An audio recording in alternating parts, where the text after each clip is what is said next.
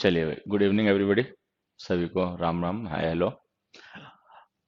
आज हम लोग डिस्कस करेंगे असाइनमेंट ऑफ प्रेपोजिशन। ठीक है, प्रेपोजिशन के असाइनमेंट का डिस्कशन करेंगे। और ये रहे आपके सामने बोर्ड पे questions. So these are the questions that we have to begin with. एक मिनट, क्या हो गया? हम्म,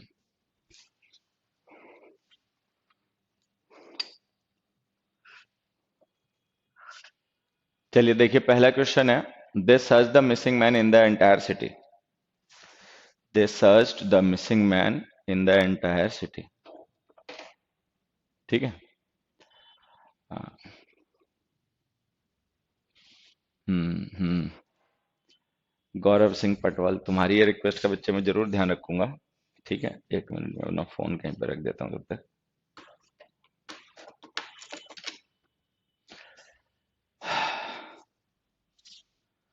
हम्म, एक मिनट।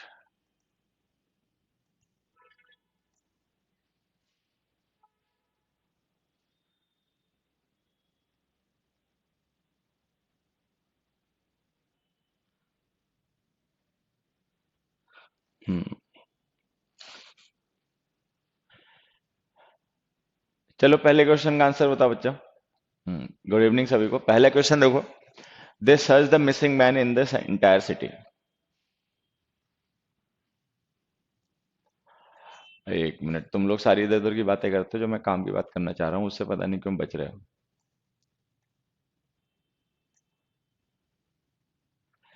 एनिमल का जेंडर पता हो तो ही सी का यूज कर सकते हैं। देखो, हम जो क्वेश्चन का पता लगाते हैं सी या सी क्या सही है गलत है, हमें तो कुछ पता नहीं होता। जो लिखने वाले बोलने वाले बोला था उसके हिसाब से मान लिया करो। अगर उसने ही यूज किया तो मान लो कि वो मैस्कुलिन जेंडर का होगा, ठीक है, और सी लिखा तो मान लो, ठीक है। अदरवाइज अपना सेफ साइड रहना चाहते हो तो इट का यूज करो। और ऑब्वियस है, अगर तुम्हें अपने आप यूज करना ही सी तो तुम तो बिना जेंडर के नहीं यूज कर सकते ना। तो इट का यूज क्या करो। देखो, they search the missing man in the entire city, ये कुछ क्वेश्चंस हैं, मतलब कुछ क्वेश्चंस क्या है, हमारा क्लासरूम असाइनमेंट है जो हम डिस्कस करते हैं प्रिपोजिशन का। ठीक है, आंसर बताओ एक बार। They search the missing man in the entire city.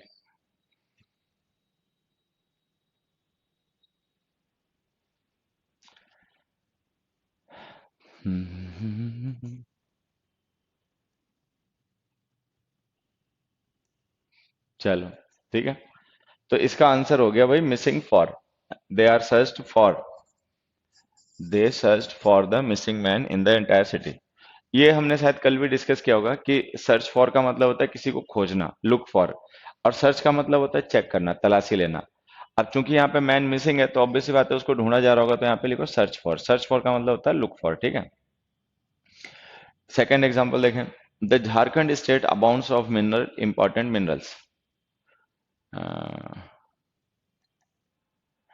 बच्चे क्वेश्चन देखो, तुम लोग इधर उधर की बात कर रहे हो। हाँ, फॉर सही है बच्चे। हाँ सही है। अब देखो, पता है इसमें क्या, मैं बताता हूँ। ये जो हमारा सेकंड क्वेश्चन है, इसका आंसर तो है अबाउंड्स इन। हालांकि कई बार लोग विद भी यूज कर लेते हैं, लेकिन मैं तो कहूंगा इनका यूज क्या करो। ठीक है। अच्छा, पहली बात, अबाउंड का मतलब समझ लेना। अबाउंड्स का मतलब होता है टू बी रिच इन। जैसे ये जो हमने सेंटेंस लिखा ना, Jharkhand state abounds in important minerals. इसका मतलब पता है क्या है? इसका मतलब इनडायरेक्टली ये है, the Jharkhand state is abundant और रिच इन इंपॉर्टेंट मिनरल्स। ठीक है। अब देखो, ये जो abundant वर्ड हमने लिखा है ये एडजेक्टिव होता है। इसका मतलब सबको ही पता होगा, इसका मतलब होता है किसी चीज की बहुत ज्यादा चीजों का मतलब होना। abundant होना किसी चीज से मतलब उस चीज का बहुत ज्यादा होना। ठीक है। अच्छा, इस तरीके की सिचुएशन में इसका मतलब रिच भी मान सकते हैं। The Jharkhand state is rich in important minerals. तो जो abundant और रिच के साथ हम प्रिपोजिशन यूज करते हैं ना, वही अबाउंड के साथ क्या करो। डिफरेंस क्या होता है? बाउंड्स जो वो है ये वर्ब है, ठीक है। abundant जो है वो एडजेक्टिव है, ठीक है। कॉमन कॉन्टेक्स्ट के वर्ड्स की प्रिपरेशन कॉमन होती है। कॉमन कॉन्टेक्स्ट के जो वर्ड्स होते हैं उनकी प्रिपरेशन कॉमन होती है। तो जो प्रिपरेशन अबंडेंट के साथ यूज हो रही है वही उसकी वर्ब फॉर्म अबाउंड के साथ यूज हो जाएगी। तो इसमें लिख दो the Jharkhand state abounds in important minerals. ठीक है। नेक्स्ट देखो, नेक्स्ट में हमने लिखा है he will never act on your advice. अब हमने पढ़ा था कि एक्ट ऑन का मतलब होता है किसी चीज पे असर करना, प्रभाव करना, अफेक्ट करना। एक्ट अपॉन का मतलब होता है किसी चीज को फॉलो करना, उसके हिसाब से चलना। तो ये जो ही हमारा सब्जेक्ट है ये फॉलो करेगा, पर्सन है ना ये, तो इसके साथ में ऑन नहीं अपॉन लिखो। एक्ट अपॉन का मतलब टू फॉलो, किसी चीज का पालन करना। He will never act upon your advice. तो ये एक्ट ऑन और एक्ट अपॉन के डिफरेंस पे बेस्ड क्वेश्चन हो गया। फोर्थ का आंसर अगर अपने आप बता सकते हो तो एक बार बताओ। फोर्थ क्वेश्चन है ना बच्चे, इसका एक बार आंसर बताओ अगर कुछ समझ में आए तो। फोर्थ क्वेश्चन का अगर आंसर समझ में आए तो एक बार बताओ।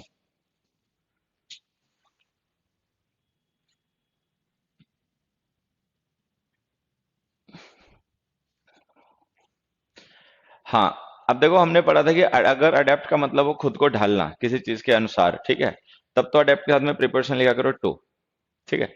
अदरवाइज अगर अडेप्ट का मतलब किसी चीज को मॉडिफाई करना हो, किसी चीज में चेंजेस करने हो, तो उन चेंजेस के पर्पस क्या होता है ये बताने के लिए लिखा करो फॉर। जैसे देखो, some of his stories have been adapted, adapted का मतलब मॉडिफाइड, कि उनमें चेंजेस किए गए उसकी कुछ स्टोरीज में। वाई, वाई, तो वाई का रिप्लाई हमने पढ़ा था फॉर प्रिपरेशन होती है, तो यहाँ पे लिखो फॉर टेलीविजन। फॉर टेलीविजन का मतलब जिससे कि उस पर टेलीविजन सीरीज या मूवीज वगैरह बनाई जा सके, इसलिए। नेक्स्ट देखो, he is good at others. अब देखो जैसे अगर हमने कहा ही इज गुड, तो इसका मतलब the person must have the quality of goodness. अब इसकी क्वालिटी ऑफ गुडनेस का रेसिपिएंट है अदर्स। तो जैसे अगर किसी पर्सन में कोई क्वालिटी है, तो जो भी उस क्वालिटी को रिसीव करने वाले लोग हैं उनके लिए प्रिपरेशन लिखा करो टू।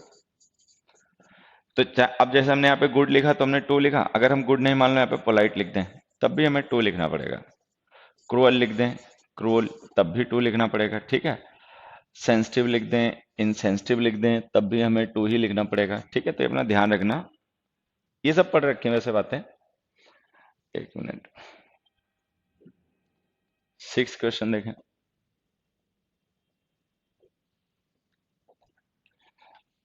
सिक्स का आंसर बताओ एक बार अपने आप।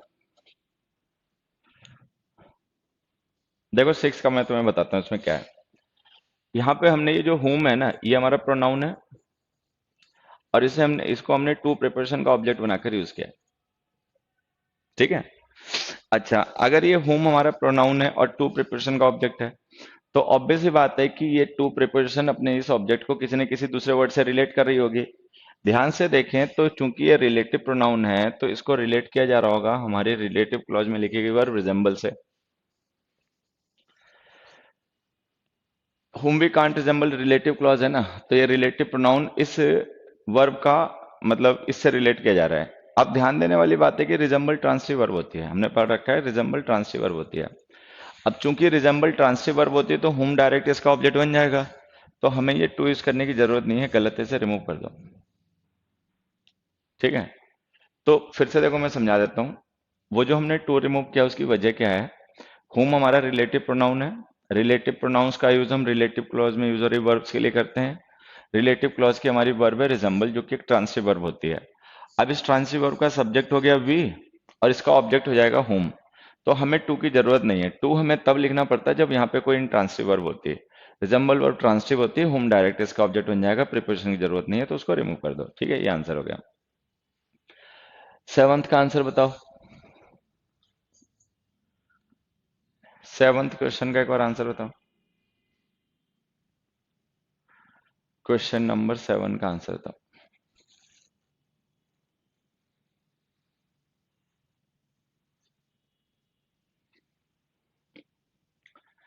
इसका आंसर आ जाएगा फ्रॉम, ठीक है।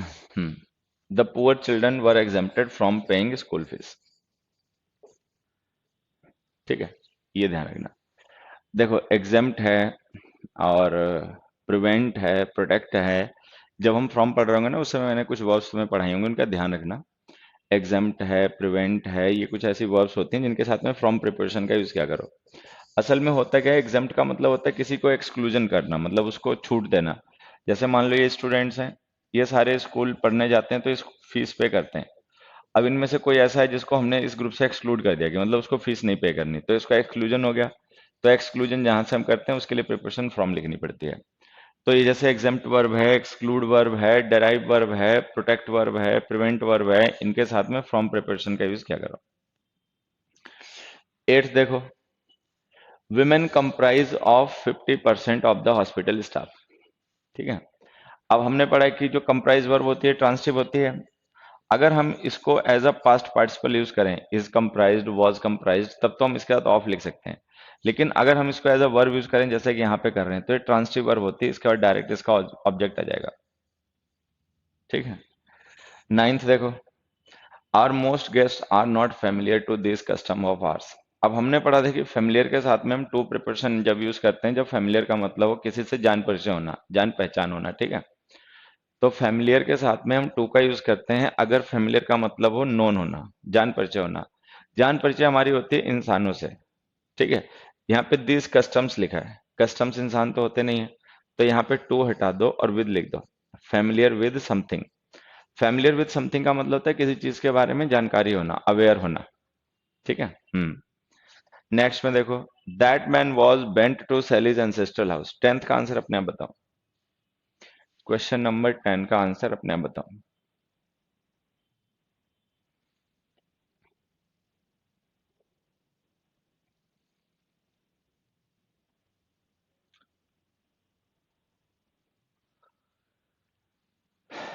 देखो किसी बच्चे ने सही आंसर किया, बेंट ऑन सेलिंग।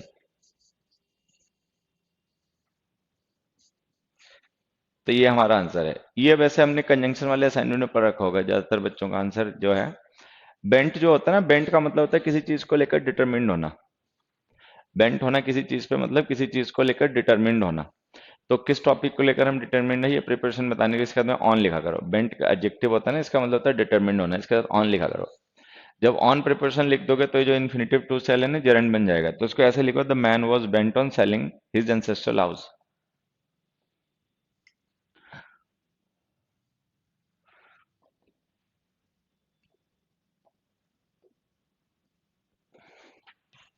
उसके बाद आ गया, my neighbour is always boasting his high society concept. अब देखो बोस्ट वर्ब जो होती है ना, इंट्रांसिटिव होती है। बोस्ट का मतलब होता है किसी मतलब बड़ी बड़ी बातें करना। ठीक है। लेकिन वो टॉकिंग किससे रिलेटेड है। बोस्ट का मतलब टॉक हाई हो गया, ऊंची ऊंची बातें करना। लेकिन वो किससे रिलेटेड है बोस्टिंग, ये बताने के लिए इसके बाद में हमेशा प्रिपरेशन ऑफ लिखा करो। अब चाहो तो अपना ऐसे मान सकते हो कि बोस्ट ऑफ एक फ्रेजल वर्ब होती है जिसका मतलब होता है सेखी बगाड़ना। ठीक है। तो इसके साथ में प्रिपरेशन लिखो of, my neighbour is always boasting of his high society contacts. Next question तो पता ही होगा कि कोप अप विद कोई फ्रेज नहीं होती है, कोप विद फ्रेज होती है। लोग इसको रॉन्गली कोप अप विद कई बार यूज करते हैं बोलने लिखने में, जो कि सही नहीं होती है। तो इसको कोप विद लिखा करो। 13th देखो, there is still no cure of the common cold. अब हमने पिछली क्लास में पढ़ा हुआ कि अगर हम क्योर का यूज एज अ वर्ब करें तब तो हमें इसके साथ में ऑफ लिखना चाहिए, क्योर समवन ऑफ समथिंग। लेकिन अगर हम इसका यूज एज अ नाउन करें जैसे कि हमने यहाँ पे कर रखा है, तो इसके साथ में प्रिपरेशन लिखा करो फॉर। ठीक है। We have no cure for this disease. तो वही हो गया, there is still no cure for the common cold, मतलब जो कॉमन कोल्ड होता है जुकाम वगैरह, उसका अभी तक कोई इलाज नहीं है। नेक्स्ट देखो 14th का आंसर चलो अपने आप बताओ। ठीक है। हाँ, कोप विद आ जाएगा उसमें बच्चा, सही है। हाँ, इसमें फॉर आ जाएगा, क्योर को अगर हम एज ए नाउन यूज करें तो इसके अंदर फॉर यूज किया करो। 14th का आंसर अपने आप बताओ। A large number of people were afflicted of that disease.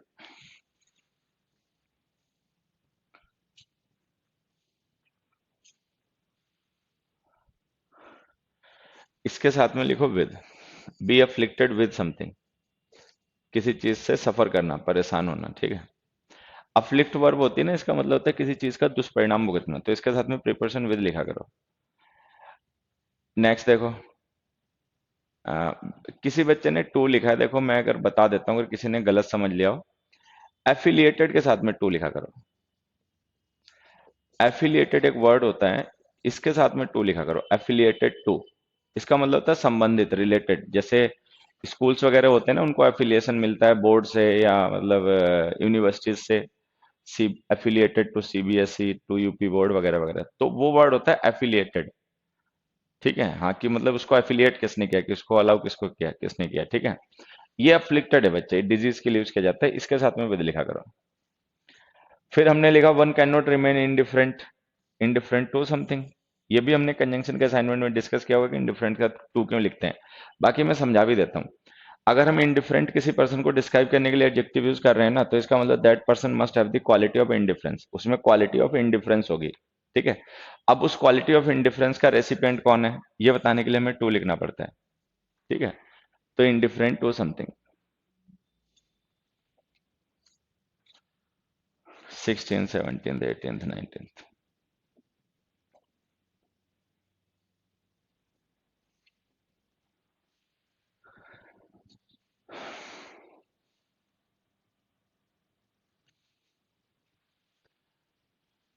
16th question देखो। The accused insisted to consult his advocate before making any statement। ठीक है। हाँ, ऑन आ जाएगा। अब देखो इसमें होता क्या है, इंसिस्ट जो है वर्ब रहेगी, वो वर्ब से याद कर लेना जो पढ़ाई गई थे। इंसिस्ट है, डिपेंड है, रिलाई है, काउंट है, इनके साथ में लिखा करो preparation on. Insisted on, on लिख दिया। जब ऑन लिख दोगे तो इसके बाद में जो इन्फिनेटिव है ना, फिर ये बन जाएगा जरंड, कंसल्टिंग। तो इसको ऐसे लिखो, the accused insisted on consulting his advocate before making any statement. Next देखो, the eldest son of the king was an apparent heir of the throne. अब एयर का मतलब वारिस होता है, उत्तराधिकारी नहीं होता है।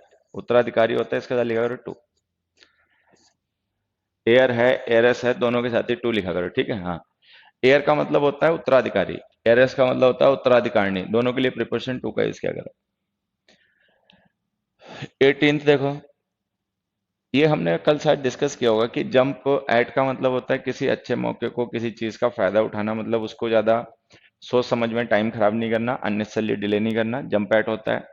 और जंप टू का मतलब होता है मेक हेस्ट, किसी काम को करने में जल्दबाजी करना। अब जैसे हमने लिखा, he jumped on the chance that he had been looking for a long time, कि उसको कोई अच्छा चांस मिल गया जिसके लिए वो काफी समय से इंतजार कर रहा था, तो उसने उसको एक्सेप्ट कर लिया रेडिली, तो लिखो एट। जंप एट समथिंग का मतलब होता है टू एक्सेप्ट समथिंग रेडिली, किसी चीज को रेडिली एक्सेप्ट कर लेना बिना सोच विचार में डिले किए या टाइम खराब किए बगैर। 19th का आंसर अपने बताओ। 19th का आंसर अपने बताओ। Question number 19।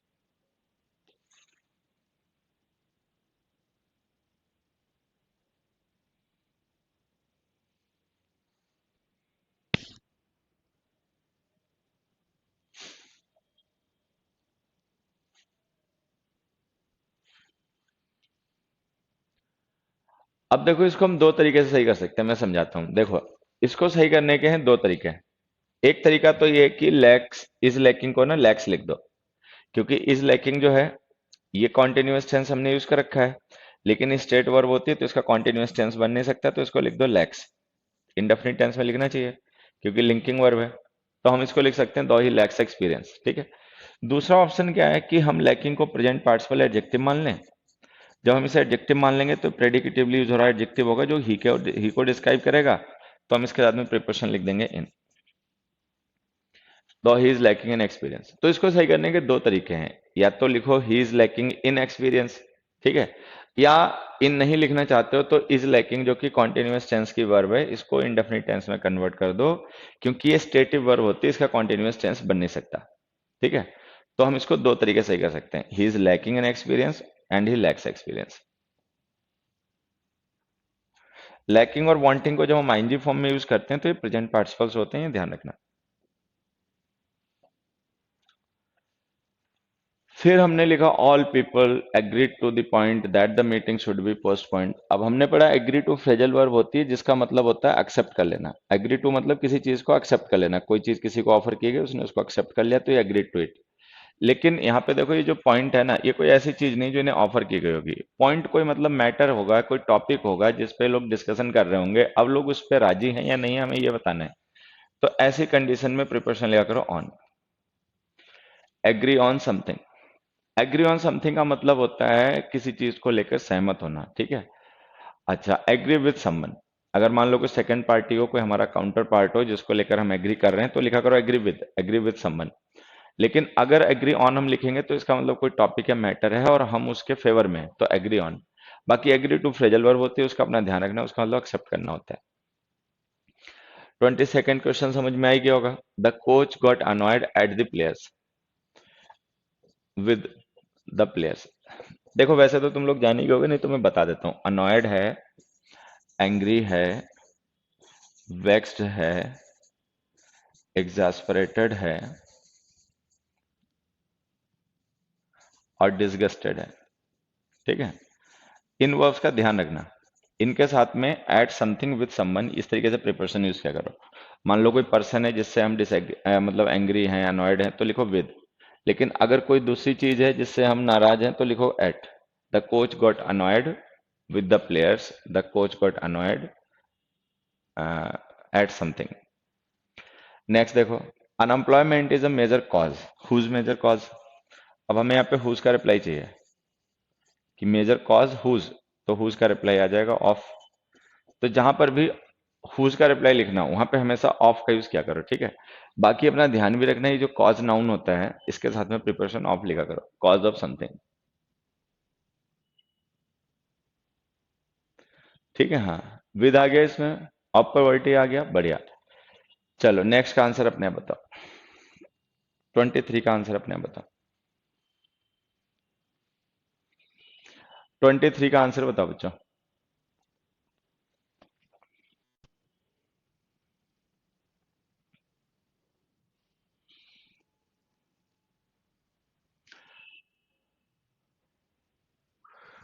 जो 23rd सेंटेंस है, एक बार इसका आंसर बताओ तो सोच के।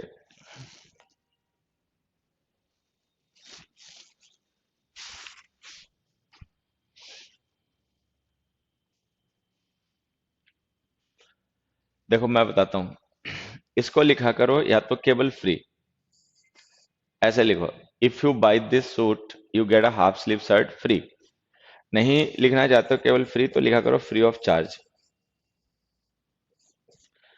अब यहाँ पे ध्यान रखना, स्टैंडर्ड इंग्लिश में फ्री ऑफ कॉस्ट कोई फ्रेज होती नहीं है, मतलब there is no such phrase as free of cost. ये तो हम अपने कॉमन सेंस से भी समझ सकते हैं कि कोई भी चीज फ्री ऑफ कॉस्ट नहीं होती है, हर एक चीज की ना कोई कॉस्ट होती है।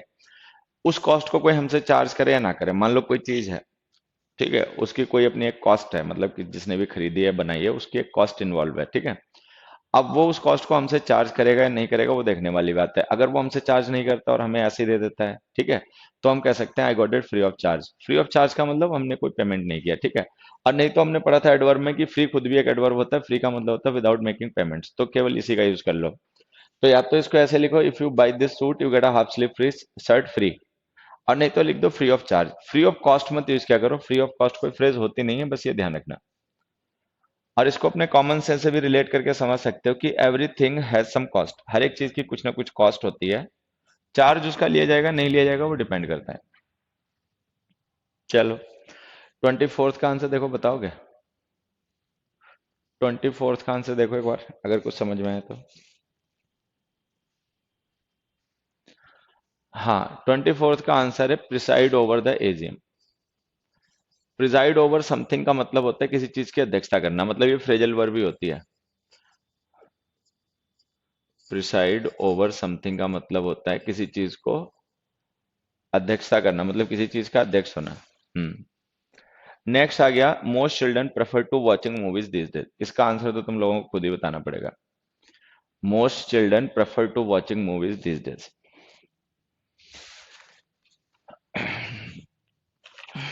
Most children prefer to watching movies this days. अब देखो, प्रेफर वर्ब ट्रांसिटिव होती है, अगर अब तक ध्यान ना रहेगा तुम्हें, तो अगर ये वर्ब ट्रांसिटिव होती है तो इसके बाद हम टू वॉचिंग लिख नहीं सकते, क्योंकि अगर हम टू वॉचिंग लिखेंगे तो टू प्रिपोजिशन हो जाएगी, वॉचिंग उसका जेरेंड हो जाएगा। प्रिपोजिशन हम तब लिखें जब वर्ब इंट्रांसिटिव हो, वर्ब तो इंट्रांसिटिव होती नहीं है, तो टू हटा दो, वॉचिंग डायरेक्ट इसका ऑब्जेक्ट बन गया। Most children prefer watching movies. फिर एक बात अगर तुम्हें और ध्यान रही हो, तो हमने पढ़ा था नॉन फाइनाइट वर्ब में कि प्रेफर है, लव है, हेट है, अगर हम चाहें तो इन वर्ब्स का ऑब्जेक्ट बना के किसी इन्फिनेटिव को भी लिख सकते हैं। तो हम ऐसे भी लिख सकते हैं, to watch, most children prefer to watch. तो मतलब हम दो तरीके से सही कर सकते हैं, या तो वॉचिंग को वॉच कर दो तो सही हो जाएगा, या टू रिमूव कर दो तो भी सही हो जाएगा। या तो ये लिख दो most children prefer to watch movies, या लिख दो most children prefer watching movies, वो इधर वे करेक्ट हो जाएगा। नेक्स्ट में आ जाओ, most people were suspicious with his motives. Suspicious है, सस्पेक्ट है, सस्पिशियन है, इन नाउन्स के साथ में प्रिपोजिशन ऑफ का यूज क्या करो? Suspicious of something, suspect of something, ठीक है। 27th का आंसर समझ में आई क्या होगा? हमने पढ़ा था पहली क्लास जो प्रिपोजिशन की थी उसमें कि कंट्रोल के साथ में हम ओवर प्रिपोजिशन का यूज करते हैं अगर ये नाउन हो तो, लेकिन अगर वर्ब हो तो ट्रांसिटिव वर्ब होती है और हमें इसके साथ में प्रिपोजिशन नहीं लिखना चाहिए। अब देखो यहाँ पे वर्ब है, हमने लिखा ही controls what, what does it control, तो व्हाट का रिप्लाई लिखना है, तो डायरेक्ट ऑब्जेक्ट इसका ये आ जाएगा। अब इस प्रिपोजिशन की हमें जरूरत नहीं है, रिमूव कर दो। तो ऐसा नहीं हम कंट्रोल के साथ ओवर लिख नहीं सकते, लेकिन हम लिख सकते हैं तब जब ये ट्रांसिटिव वर्ब हो, मतलब जब ये नाउन हो, सॉरी, ठीक है। अगर ये वर्ब होगी तो ये ट्रांसिटिव वर्ब होती है, इसका डायरेक्ट इसका ऑब्जेक्ट लिखा करो, नो प्रिपरेशन, तो डायरेक्ट ऑब्जेक्ट लिख दो। 28 पे आ जाओ, life is often compared with a dream, ठीक है। अब देखो हमने पढ़ा था कि कंपेयर के साथ हम प्रिपोजिशन यूज करते हैं विद अगर ये वर्ब हो तो, लेकिन यहाँ पे वर्ब नहीं हो सकती, क्योंकि अगर हम इसे वर्ब मान लेंगे तो ये हमारी पास्ट प्रेजेंट इंडेफिनिट टेंस की पैसिव वर्ब हो जाएगी। भाई इज कंपेयर्ड लिखोगे तो ये प्रेजेंट इंडेफिनिट टेंस की वर्ब होगी पैसिव, ठीक है। लेकिन अगर ये पैसिव वर्ब होगी तो हमें मानना पड़ेगा ये डूइंग है, कोई ना कोई डूअर है जो लाइफ को और ड्रीम को बैठ के कंपेयर करता है, लेकिन हमें पता है ऐसा नहीं होता, कोई भी डूअर नहीं होता। एक्चुअली ये जो हम डिस्क्राइब कर रहे हैं ना, ये कोई एक्शन नहीं है जो लाइफ के साथ किया जा रहा है, लाइफ की स्टेट डिस्क्राइब की जा रही है कि जिंदगी कई बार सपने के जैसे हो जाती है, मतलब सिमिलरिटी हम शो कर रहे हैं। तो अगर यहाँ पे कंपेयर्ड वर्ब नहीं है, एडजेक्टिव है, तो प्रिपोजिशन टू लिखो। कंपेयर्ड है, सिमिलर है, इक्विवेलेंट है, इनके साथ में प्रिपोजिशन टू लिखा करो। तो लिखो life is often compared to a dream. अब देखो जब हम कंपेयर्ड का यूज है ना, एडजेक्टिव यूज करते हैं ना सिमिलरिटी शो करने के लिए, तो इसका मतलब कई बार सिमिलर होता है। यहाँ ध्यान से देखो, इसका मतलब यहाँ पे वही है। Life is often compared to a dream का मतलब life is often similar to a dream, की जिंदगी कई बार सपने के जैसे हो जाती है। जैसे सपने में होता है ना कि कुछ ऐसी चीजें हो रही हैं जो हमने कभी सोची समझी भी नहीं, प्लान भी नहीं किया, वैसे कई बार लाइफ में होना शुरू हो जाते हैं।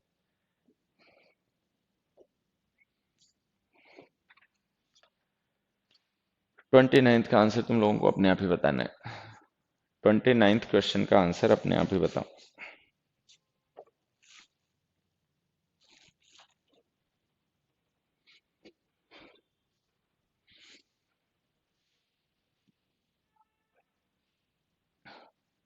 बस मैं थोड़ा सा हिंट दे देता हूँ तुम लोगों को कि ये जो 29th हमारा क्वेश्चन है, इसको हम पहले डिस्कस कर चुके हैं, मतलब सेम क्वेश्चन नहीं डिस्कस किया होगा, लेकिन जो इसमें कॉन्सेप्ट काम कर रहा है जिसकी मिस्टेक है वो हम डिस्कस कर चुके हैं, और वो भी डिटेल में डिस्कस कर चुके हैं। सोचो तो एक बार कहाँ पर डिस्कस किया होगा, कुछ याद करो।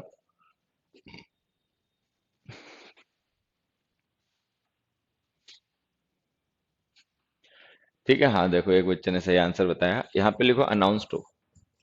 ये हमने नरेशन में डिस्कस किया होगा कि कुछ वर्ब्स ऐसी होती हैं जिनके साथ हमें प्रिपोजिशन टू लिखनी पड़ती है, कुछ ऐसी होती हैं जिनके साथ नहीं लिखनी पड़ती है। अगर अभी तक उन वर्ड्स को तुमने रिवाइज ध्यान ना किया हो तो अब की कर लेना, बाकी मैं बता देता हूँ। अनाउंस मोनो ट्रांसिटिव वर्ब होती है, ये व्हाट के लिए ट्रांसिटिव होती है, हुम के लिए नहीं।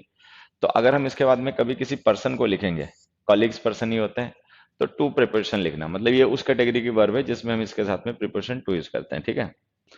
30 देखो, मोहन प्राइड्स हिमसेल्फ। अब हमने पढ़ा कि प्राइड अगर वर्ब होगी तो इसके साथ में प्रिपोजिशन ऑन या अपॉन लिखा करो, तो इसको लिखो Mohan prides himself on his achievements. फिर हमने लिखा the soldier died of the wound, of का यूज हम करते हैं डिजीज के साथ में, अदरवाइज अगर कोई डायरेक्ट कॉज हो जिसकी वजह से कोई मर गया हो तो फ्रॉम लिखा करो।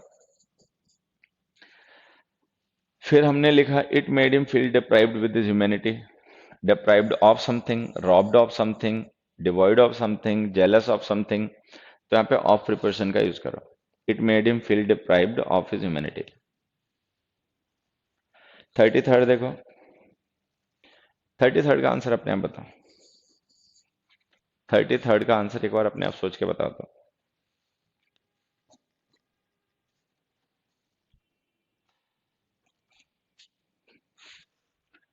33rd क्वेश्चन का आंसर एक बार अपने आप सोच के बताओ।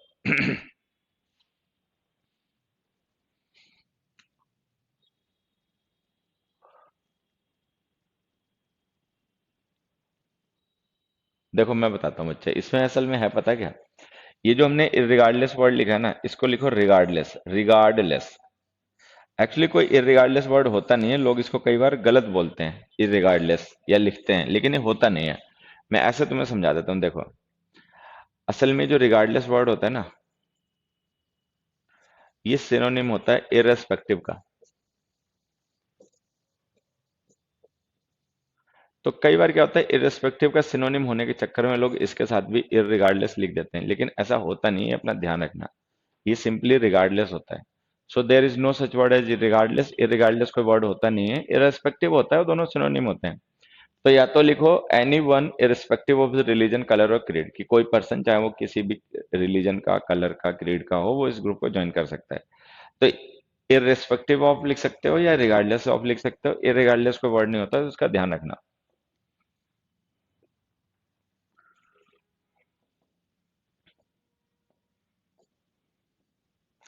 नेक्स्ट देखो, nobody approved his idea of joining the army. ये हमने कल भी डिस्कस किया होगा कि अप्रूव का मतलब होता है किसी चीज को सैंक्शन कर देना। मान लो कोई एप्लीकेशन है, कोई लोन है, हमने उसको सैंक्शन कर दिया, तो हमने अप्रूव कर दिया। यह अप्रूव का मतलब होता है किसी चीज को वेरीफाई कर देना। ठीक है। अच्छा, फिर एक वर्ब होती है अप्रूव ऑफ, फ्रेजल वर्ब होती है अप्रूव ऑफ। अप्रूव ऑफ का मतलब होता है किसी चीज को लेकर अपनी सहमति देना, सपोर्ट करना। यहाँ पे ध्यान से देखो, वही मीनिंग की जरूरत है। ना तो हम आइडिया को सैंक्शन करेंगे, कोई लोन एप्लीकेशन भी नहीं है आइडिया, ना ही हम आइडिया को वेरीफाई करेंगे। तो यहाँ पे लिखो approve of. Nobody approved of his idea of joining the army. मतलब इसका ये हो गया कि उसके उस आइडिया का फेवर किसी ने भी नहीं किया, किसी ने उसके उस आइडिया को सपोर्ट नहीं किया। फिर आ गया अटेंड टू। अब हमने पढ़ा था कि अटेंड टू का मतलब होता है किसी चीज की देखभाल करना, मतलब देखभाल, सॉरी उल्टा बता रहा हूँ। अटेंड टू का मतलब होता है किसी पर्सन के साथ में इंटरेक्शन करना या किसी चीज को डील करना। अगर हम अटेंड टू के बाद में पर्सन लिख देंगे तो इसका मतलब हो जाएगा उस पर्सन से हलचल पूछना। अगर हम अटेंड टू के साथ में कोई नॉन लिविंग थिंग लिख देंगे तो इसका मतलब हो जाएगा उसे डील करना। ठीक है। अगर इसका मतलब देखभाल करना हो, सेवा करना हो, तो इसके साथ में प्रिपरेशन अपॉन या ऑन लिखा करो।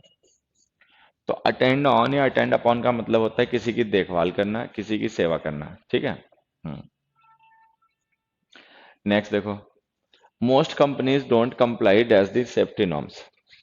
कंप्लाई के साथ में प्रिपरेशन विद लिखा करो, और ध्यान रखना ये फ्रेजल वर्ब होती है। कंप्लाई विद का मतलब होता है पालन करना। मोस्ट कंपनीज डोंट मतलब most companies don't comply with the safety norms, कि मतलब जो सेफ्टी नॉर्म्स हैं, बहुत सी कंपनी जो उनको फॉलो नहीं करती। नेक्स्ट देखो, अ healthy brain consist of a healthy body. इसका आंसर तो अपने आप ही बताओ। अ healthy brain consist of a healthy body. अब देखो, कंसिस्ट ऑफ का मतलब होता है इंक्लूड करना, और कंसिस्ट इन का मतलब होता है लाई इन, मतलब एक तरीके से इंक्लूडेड होना। अब हमें पता है जो ब्रेन है ना वो पार्ट है, बॉडी है टोटल। तो ब्रेन इंक्लूड नहीं कर सकता बॉडी को, ब्रेन इंक्लूडेड होता है बॉडी में। तो हमें यहाँ पे ऑफ नहीं, इन प्रिपरेशन लिखनी चाहिए। तो इसको लिखो, अ healthy brain consist in a healthy body. तो इसका मतलब पता है क्या होगा, इसका मतलब हो गया healthy brain lies in a healthy body. A healthy brain lies in a healthy body. 38 देखो, it makes no sense when one persist on talking about things. ये जो परसिस्ट वर्ब होती है ना, इसके बाद जो हम लिखते हैं वो स्टेट होती है। मतलब परसिस्ट करना मतलब किसी चीज का आगे कंटिन्यू रहना, रुकना नहीं। तो इसका मतलब कोई ऐसी चीज जो पहले से ही स्टेट में आ चुकी, जो कॉन्टिन्यूस स्टेट में है। फिर हमने पढ़ा था स्टेट की प्रिपोजिशन इन होती है, तो यहाँ पे लिखो इन। परसिस्ट इन समथिंग का मतलब होता है सेफ्टी नॉर्म्स, होता है भैया सुरक्षा मानक। वैसे हिंदी अगर मैं बताऊं, हिंदी हिंदी पढ़ा मत करो, ये चीजें एक अच्छी डिक्शनरी डाउनलोड कर लो, उसमें लिखी होती हैं। ठीक है। हाँ, इसका मतलब होता है, सेफ्टी नॉर्म्स का मतलब होता है सुरक्षा के मानक, कि इतनी प्लास्टिक यूज करनी है, ये सेफ्टी गियर्स पहन के काम करना है, ऐसे फावर मतलब फायर हाइड्रेंट होना चाहिए, ये होना चाहिए, वो होना चाहिए। तो इसका मतलब एक्चुअल हिंदी होती है सुरक्षा मानक। बाकी इसका मतलब होता है सेफ्टी नॉर्म्स का मतलब जो नियम कानून है कि सुरक्षा के लिए नियम कानून आपको फॉलो करने हैं। School in Delhi are closed till March 31st, corona virus आ गया है। हाँ, ये बहुत बड़ा, इस समय तो दिल्ली में भी बड़ा, कई मरीज भी हो चुके हैं, मतलब पॉजिटिव, मतलब जिनके टेस्ट आए हैं कोरोना वायरस से। तो आज ही शाम को ही अभी आया है मैसेज कि अब दिल्ली के स्कूल्स जो हैं 31 मार्च तक बंद रहेंगे। शहरों में यही बवाल होता है, रहने की सुविधाएं भी हैं लेकिन खतरे भी बहुत होते हैं। चलो, 39th क्वेश्चन देखो, this one power station keeps half the country supplied of electricity. This one power station keeps half the country, half the city supplied with electricity. Supply something to someone, and supply someone with something. तो ये जो electricity है ना, ये someone नहीं है, recipient नहीं है। अगर ये रेसिपिएंट होता तो हम इसके साथ में प्रीपोजिशन लिखते टू। इलेक्ट्रिसिटी वो ऑब्जेक्ट है जो सप्लाई किया जा रहा है, तो इसके साथ में प्रीपोजिशन लिखो with. Supply someone with something and supply something to someone, ठीक है। नेक्स्ट देखो, that man fell victim of his foolish decisions. अभी हमने पहले भी पढ़ा होगा, फेल विक्टिम टू। विक्टिम के साथ हम ऑफ प्रिपोजिशन लिख सकते हैं, अगर यहाँ पे लिखा होता वॉज। लेकिन फेल विक्टिम जो होता है ना, इसमें जो फेल वर्ब होती है मोशन की वर्ब होती है, फॉल का मतलब गिरना होता है, तो इसके साथ में प्रिपोजिशन लिखा करो to. Fell victim to something का मतलब किसी चीज का शिकार हो जाना, किसी चीज का। नेक्स्ट देखो, the family didn't submit themselves in the threats of the blackmailers. Submit to, देखो सबमिट है, यील्ड है, सरेंडर है, ठीक है। इनके साथ में प्रिपोजिशन टू लिखा करो। मान लो किसी पर्सन ने सरेंडर किया, तो किसके सामने, टू होम, तो इनके साथ में प्रिपोजिशन लिखा करो to. Submit, reconcile, resign, yield, surrender, इनके मतलब लगभग सेम होते हैं। हार मान लेना, झुक जाना, किसके सामने झुक गए, इसके बताने के लिए प्रिपोजिशन टू लिखा करो। नेक्स्ट देखो, this statement differs with your friends, ठीक है। अब हमने पढ़ा कि डिफर विद का मतलब होता है किसी के साथ में डिसएग्री करना। जैसे डिफर विद जो होता है ना, डिफर विद का मतलब होता है डिसएग्री करना। लेकिन यहाँ पे एक चीज समझना, सब्जेक्ट स्टेटमेंट है, स्टेटमेंट डिसएग्री नहीं कर सकता, क्योंकि एग्री डिसएग्री करना मेंटल स्टेट होती है, स्टेटमेंट में माइंड होता नहीं है। तो अगर हम इसके साथ डिफर लिख रहे हैं ना, तो यहाँ पे डिफर का मतलब डिफरेंट होना हो सकता है। भाई तुम्हारा स्टेटमेंट और तुम्हारे फ्रेंड का स्टेटमेंट अलग अलग है, ठीक है। तो अगर डिफर का मतलब बी डिफरेंट हो, तो इसके बाद में प्रिपोजिशन फ्रॉम लिखा करो। अगर डिफर का मतलब डिसएग्री होना हो, तो विद लिखा करो।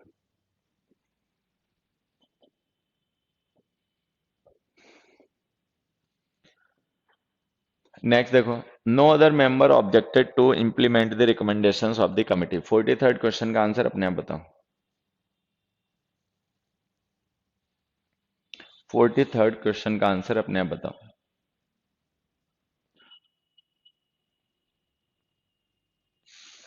क्वेश्चन नंबर 43 का आंसर अपने आप बताओ।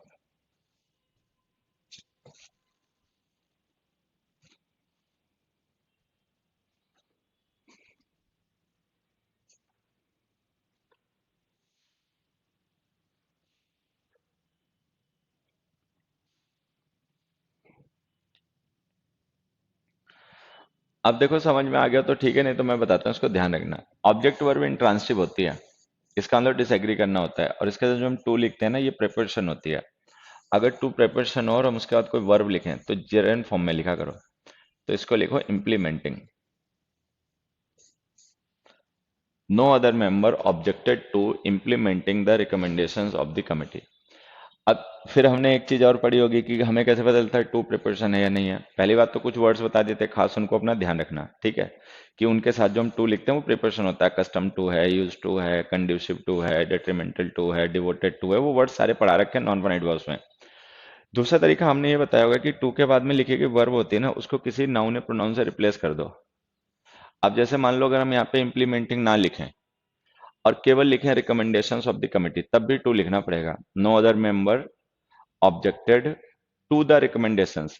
तो अगर रिकमेंडेशंस जो नाउन है उसके साथ भी टू लिखना पड़ेगा, इसका मतलब ये टू प्रिपरेशन है। अगर ये प्रिपरेशन है तो वर्ब जेरेंट फॉर्म में लिखो इंप्लीमेंटिंग, ठीक है। तो वो जो हमने नॉन फाइनाइट वर्ब्स में कुछ वर्ड्स पढ़े थे जिनके साथ हम टू का यूज एज अ प्रिपरेशन करते हैं, उनके साथ वर्ब हमेशा जेरेंट फॉर्म में लिखना है, ध्यान रखना। डिस्पोज के साथ में लिखा करो सिंगल ऑफ वाला ऑफ। डिस्पोज ऑफ का मतलब होता है get rid of. How shall we dispose of this nuclear waste, तो इसका मतलब है how shall we get rid of this nuclear waste. Pervade है, पेनिट्रेट है, ये सब ट्रांसिटिव वर्ब्स होती हैं, इनके साथ में थ्रू प्रिपरेशन का यूज मत किया करो। सिंपली ऐसे लिखो, corruption has pervaded through all strata की जगह केवल ऑल स्टेट ऑफ सोसाइटी। फिर आ जाते हैं 46 पे। 46 को देखो मैं समझा देता हूँ। 46 में यहाँ पे ये जो तुम्हें लॉन्ग दिखाई पड़ रहा है ना, ध्यान से देखने में वर्ब है, ठीक है। वैसे तो लॉन्ग एडजेक्टिव होता है, सबको ही पता होगा कि लॉन्ग एक एडजेक्टिव होता है, बाकी ध्यान रखना लॉन्ग वर्ब भी होती है। जब लॉन्ग वर्ब होता है तो इसका मतलब होता है विश, पाइन, यर्न, किसी चीज की तेज इच्छा करना, ठीक है। जैसे कि मैंने एक एग्जांपल लिखा, he is longing dash some tea. अब जैसे यहाँ पे हमने लॉन्गिंग को एज अ वर्ब यूज कर लिया, तो इसका मतलब है कि उसको किसी चीज की मतलब इच्छा है, मतलब वो किसी चीज को चाह रहा है। He is longing. Why? Why is he longing? क्यों? तो वाई का रिप्लाई जाएगा फॉर। ठीक है। तो जो लॉन्ग वर्ब होती है ना, इसके साथ में फॉर प्रिपरेशन का यूज क्या करो, ध्यान देना, मैं फिर से बता देता हूँ। लॉन्ग वर्ड जो होता है बेसिकली एक एडजेक्टिव होता है, जनरली जो ज्यादातर लोग इसको इंग्लिश में एज एन एडजेक्टिव यूज करते हैं, लेकिन ये वर्ब भी होता है। जब लॉन्ग वर्ब होता है तो इसका मतलब होता है विश, पाइन, यर्न, किसी चीज की तेज इच्छा करना। ठीक है, तो इसके बाद में प्रिपरेशन फॉर लिखा करो। नेक्स्ट देखो, most dengue deaths were owing to the authorities. अब देखो वर्ड लिंकिंग वर्ब है, ठीक है, तो इसके बाद में कॉम्प्लीमेंट आएगा। कॉम्प्लीमेंट एडजेक्टिव होते हैं। अब हमने पढ़ा था जहां पर एडजेक्टिव्स की जरूरत है वहां पे ड्यू टू लिखा करो, जहां एडवर्ब की जरूरत है वहां पे ओइंग टू लिखा करो। तो वर्ड लिंकिंग वर्ब है, तो इसके बाद हमें एडजेक्टिव लिखना पड़ेगा, तो ओइंग टू हटा के ड्यू टू लिख दो। Most dengue deaths were due to the authorities negligence.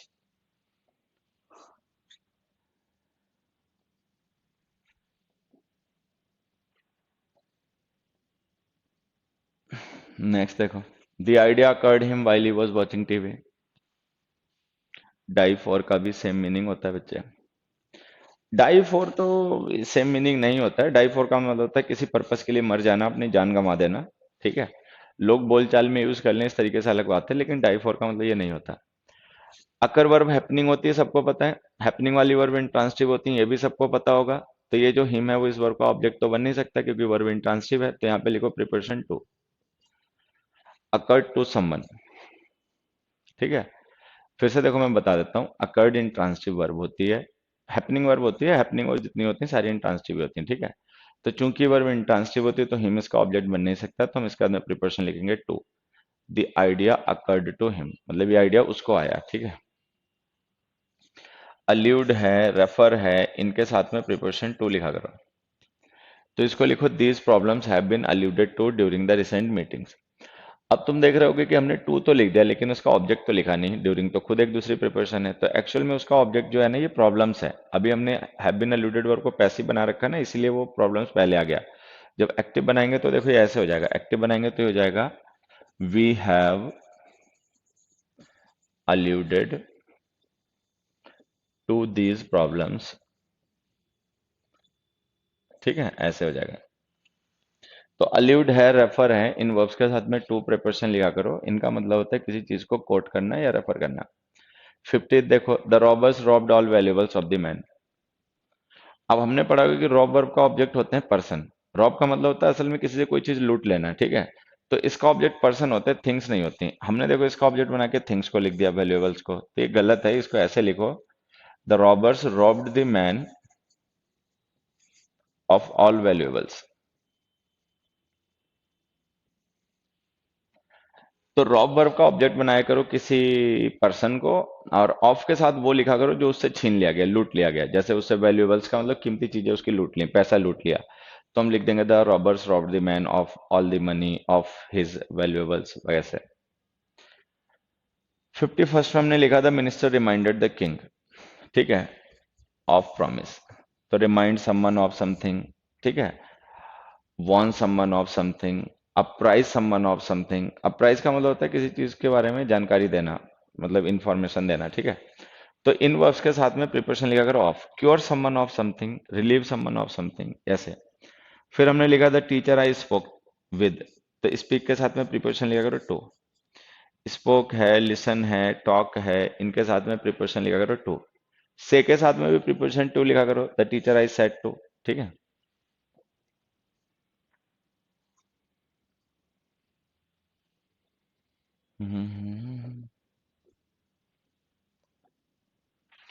The team lost the match in spite of it was a comparatively easy target. अब यहाँ पे ध्यान से देखना, ये जो हमने लिखा ना ये एक क्लॉज है। क्लॉज क्यों कह रहे हैं समझना। इट है सब्जेक्ट और was a comparatively easy target है इसका प्रेडिकेट। तो ये एक क्लॉज हो गई। The team lost the match एक क्लॉज हो गई। तो ये दोनों क्लॉज हैं। अगर ये दोनों क्लॉज हैं तो इन्हें जोड़ने के लिए हमें यूज करना पड़ेगा किसी कंजंक्शन को। लेकिन जो हमने इंस्पाइट ऑफ लिख रखा है ये तो प्रिपरेशन है, ये तो कंजंक्शन होते नहीं है। तो इसको हटाओ और इसकी जगह लिखो दो। तो ये हमने कंजंक्शन चैप्टर में पढ़ा होगा कि दो ऑल दो कंजंक्शन होते हैं, इन स्पाइट ऑफ और डिस्पाइट प्रीपोजिशन होते हैं, ठीक है। प्रीपोजिशंस का यूज वहां पे क्या करो जहां पर उनके बाद में किसी नाउन या प्रोनाउन को उनका ऑब्जेक्ट बना के लिखा हो। यहाँ पे इन स्पाइट ऑफ प्रीपोजिशन का कोई ऑब्जेक्ट नहीं था, इट जो था वो सब्जेक्ट था, वॉज अ कंपेटिबली इजी टारगेट उसका प्रेडिकेट था। तो ऐसी कंडीशंस में हमें कंजंक्शंस का यूज करना चाहिए, ठीक है। कंजंक्शन दो होता है, ठीक है। इसी तरीके कुछ और भी वर्ड्स पढ़े होंगे, मैं रिवीजन के लिए तुम्हें याद दिला देता हूँ। बिकॉज कंजंक्शन होता है, बिकॉज ऑफ प्रिपरेशन होता है, इन केस कंजंक्शन होता है, इन केस ऑफ प्रिपरेशन होता है, अनलेस कंजंक्शन होता है, विदाउट प्रिपरेशन होता है, ठीक है। फिर हमने लिखा था passenger pushed his way across the crowd. अब देखो क्राउड जो है ना ये थ्री डायमेंशनल ऑब्जेक्ट है, थ्री डायमेंशनल। भीड़ होती है ना, लोगों की भीड़ को थ्री डी हो गई, तो थ्री डी ऑब्जेक्ट के लिए अक्रॉस नहीं थ्रू का यूज करना चाहिए, तो यहाँ पे लिखो through. The passenger pushed his way through the crowd. Next में आ जाते हैं।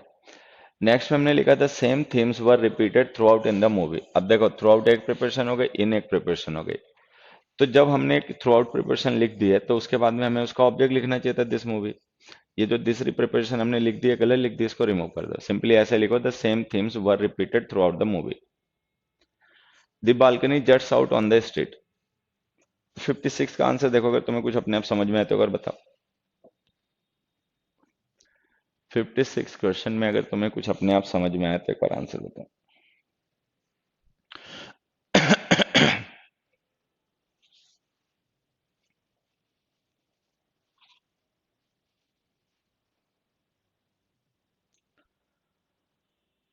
चलो समझ में आया नहीं आया देखो मैं बता देता हूँ।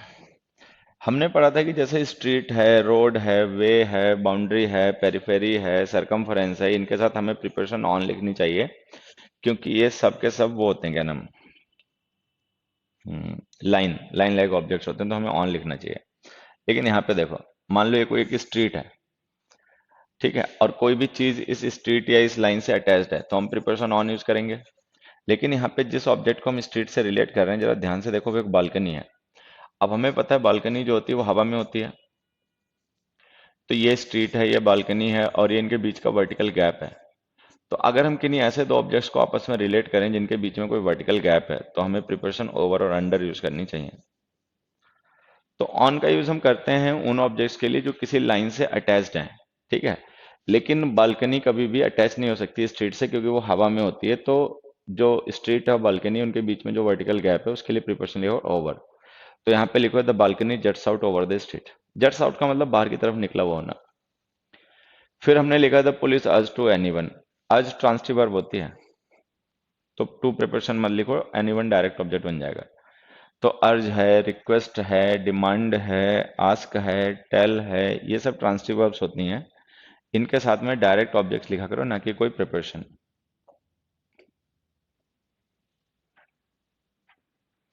नेक्स्ट देखो, they are not very given to take T.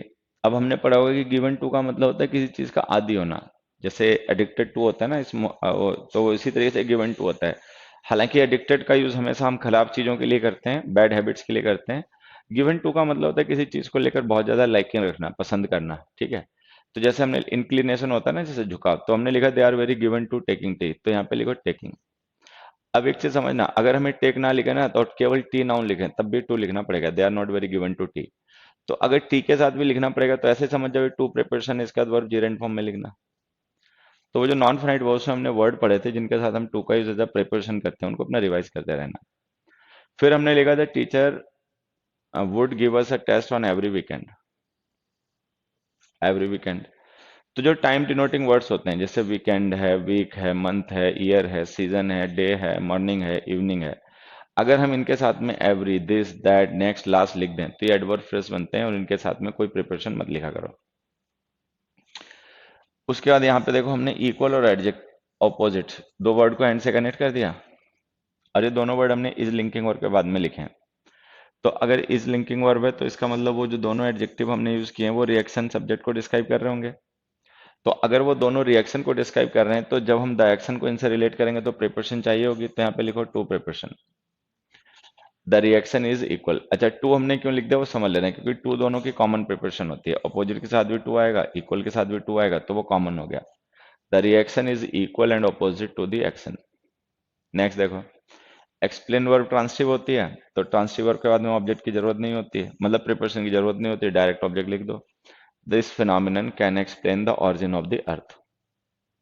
Next देखो, I don't remember who spoke at first. अब देखो, एट फर्स्ट का यूज हम तब करते हैं जब हमें कॉन्ट्रास्ट शो करना हो, मतलब पहले की सिचुएशन और अब की सिचुएशन जब हम बात कर रहे हैं अगर वो डिफरेंट हो, तो ये कॉन्ट्रास्ट शो करने के लिए हम एट फर्स्ट का यूज करते हैं। लेकिन अगर हमें कभी व्हेन को रिप्लाई करना हो और सीक्वेंस ऑफ इवेंट्स को रेफर करना हो कि पहले कौन सा सीक्वेंस में इवेंट हुआ बाद में कौन सा हुआ, तो उस केस में केवल फर्स्ट का यूज किया करो, क्योंकि ये एडवर्ब होता है। अच्छा, फिर हमने पढ़ा था जहाँ पे फर्स्ट लिखा होता है, अगर हम चाहें तो वहां पे फर्स्ट ऑफ ऑल भी लिख सकते हैं। ठीक है, तो एट फर्स्ट का यूज किया करो कॉन्ट्रास्ट शो करने के लिए कि जिस समय बात की जा रही है उस समय की सिचुएशन और पहले की सिचुएशन डिफरेंट है। लेकिन अगर ऐसा नहीं हो तो फर्स्ट का यूज किया करो। फर्स्ट और लास्ट एडवर्ब भी होते हैं जब हम इनका यूज करते हैं व्हेन को रिप्लाई करने के लिए, तो इनके साथ प्रिपरेशन मत लिखा करो।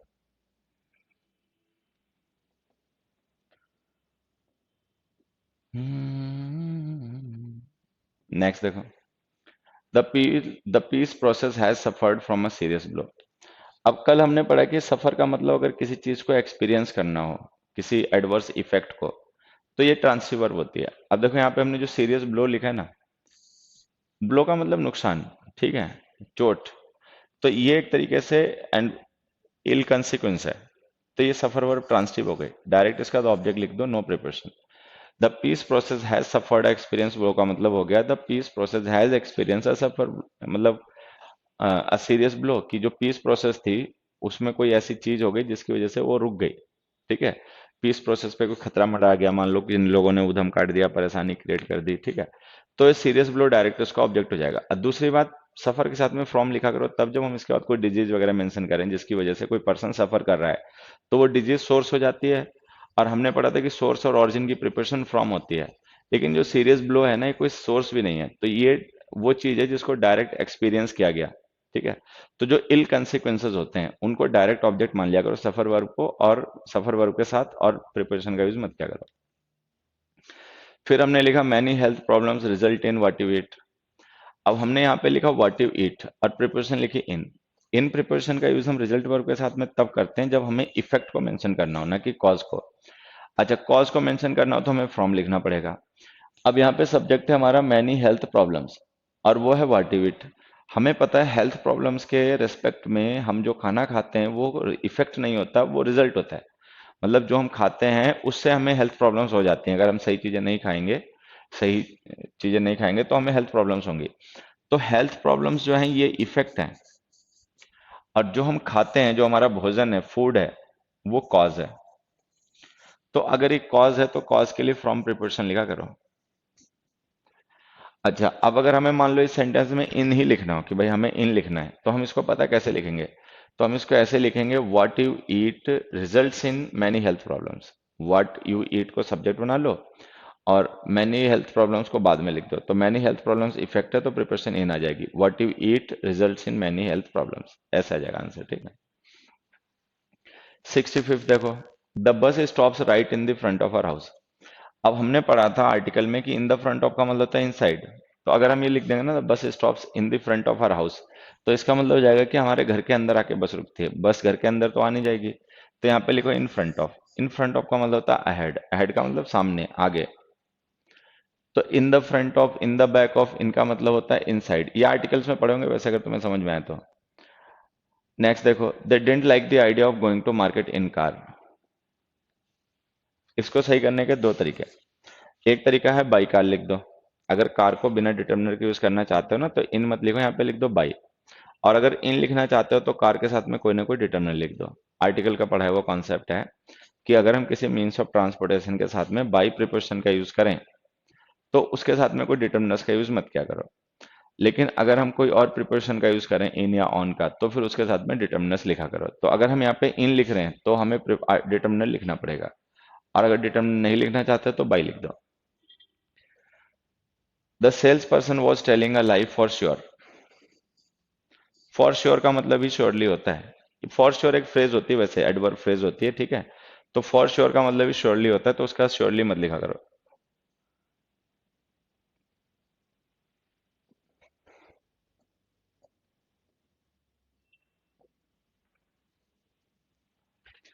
There is sufficient time for practice between each league match. अब देखो बिटवीन प्रिपरेशन हो गई, और ये प्रिपरेशन डिस्ट्रीब्यूशन की होती है, ठीक है। बिटवीन जो प्रिपरेशन होती है डिस्ट्रीब्यूशन की प्रिपरेशन होती है, बिटवीन अमंग दोनों ही प्रिपरेशन डिस्ट्रीब्यूशन की होती हैं। तो इनका ऑब्जेक्ट अगर हम कभी भी लिखेंगे तो हमेशा प्लुरल होगा, क्योंकि जब हम किसी चीज को डिस्ट्रीब्यूट करते हैं तो जिनमें वो चीज डिस्ट्रीब्यूट की जाती है वो हमेशा दो या दो से ज्यादा होते हैं। तो अगर हम बिटवीन अमंग कभी भी प्रिपरेशन यूज करेंगे तो इनका ऑब्जेक्ट हमेशा हमें प्लुरल लिखना पड़ेगा। यहाँ देखो ईच लीग में सिंगुलर है, तो इस सेंटेंस को सही करने का एक तरीका तो ये कि लिख दो league matches, there is sufficient time for practice between league matches, ठीक है। नहीं अगर लीग मैचेस लिखना चाहते हो तो प्रिपरेशन चेंज करके बिटवीन की जगह बिफोर लिख दो, ठीक है। तो या तो प्रिपरेशन चेंज कर लो, क्योंकि बिटवीन के साथ तो सिंगुलर ऑब्जेक्ट आ नहीं सकता। देखो ये हमने पहले भी पढ़ रखा है कि बिटवीन का यूज दो के लिए और अमंग का यूज दो से ज्यादा के लिए किया जाता है, ठीक है। तो चाहे दो हो या दो से ज्यादा हो वो प्लुरल होता है। तो बिटवीन या अमंग के साथ तुम जो भी ऑब्जेक्ट लिखोगे वो हमेशा प्लुरल होगा। तो या तो ऑब्जेक्ट को प्लुरल करो, ईच लीग मैच की जगह लीग मैचेस करो, और नहीं तो प्रिपरेशन चेंज करके बिफोर लिख दो। 69th में आ जाते हैं। 69th में हमने लिखा वी मस्ट स्ट्रेस। अब स्ट्रेस यहाँ पे हमने यूज किया एज अ वर्ब। अच्छा, अगर स्ट्रेस और एम्फेसाइज नाउन हो तो हम इनके साथ में ऑन लिख सकते हैं, लेकिन अगर वर्ब हो तो नहीं लिखनी चाहिए क्योंकि ट्रांसिटिव वर्ब होते हैं। तो डायरेक्ट इनका ऑप्टिमाइजेशन मतलब ऑब्जेक्ट लिख दो the maximum optimization. We must stress the maximum optimization of our capabilities. Next में देखो, नेक्स्ट हमने लिखा it is believed that is a hard man to deal. अब देखो जो टू डील है ना ये इन्फिनेटिव है, और इसका यूज हमने मैन के लिए किया है। लेकिन हमें पता है जब हम मैन को डील को रिलेट करेंगे तो प्रिपरेशन विद भी लिखनी पड़ेगी, तो वो यहाँ पे लिख दो is a hard man to deal with. Next हमने लिखा they refuse to tell us anything regarding to his whereabouts, ठीक है। रिगार्डिंग प्रिपरेशन होता है, इंक्लूडिंग प्रिपरेशन होता है, एक्सक्लूडिंग प्रिपरेशन होता है। तो अगर रिगार्डिंग खुद ही प्रिपरेशन होता है तो इसके बाद हमें इसका ऑब्जेक्ट लिखना चाहिए वेयर अबाउट्स। ये जो टू हमने लिखा है गलत है, इसे रिमूव कर दो। तो इसको सिंपली ऐसे लिखो they refuse to tell us anything regarding whereabouts. Next देखो they didn't answer to most of our questions. अगर हम आंसर का यूज एज ए नाउन करें तब तो इसके साथ में प्रिपरेशन टू लिखा करो, लेकिन अगर हम इसका यूज एज ए वर्ब करें तो ट्रांसिटिव वर्ब होती है, ठीक है। देखो जैसे हमने लिखा they didn't answer what, what did they not answer, तो व्हाट का रिप्लाई चाहिए तो ये वर्ब ट्रांसिटिव हो गई, डायरेक्ट इसका इसका ऑब्जेक्ट लिख दो मोस्ट ऑफ हिज क्वेश्चंस, और इस टू की जरूरत नहीं है। तो आंसर को अगर हम एज अ वर्ब यूज करें तो ट्रांसिटिव वर्ब होती है, डायरेक्ट ऑब्जेक्ट लिखा करो।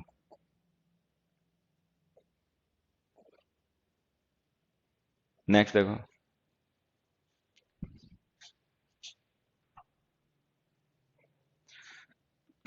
नेक्स्ट क्वेश्चन देखो, चलो इनका एक बार आंसर अपने आप बताओ।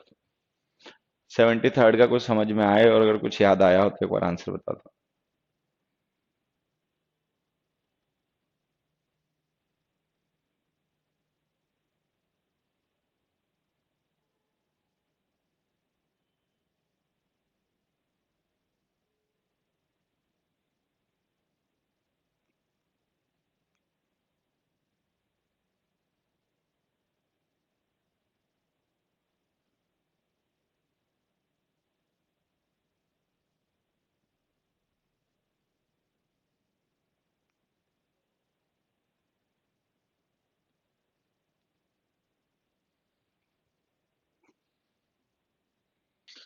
अब देखो जैसे हमने पार्टेकिंग ऑफ लिखा है ना, तो पार्टेक ऑफ का मतलब होता है किसी चीज में अपना शेयर क्लेम करना। अब पार्टेक इन का मतलब होता है किसी चीज में पार्टिसिपेट करना।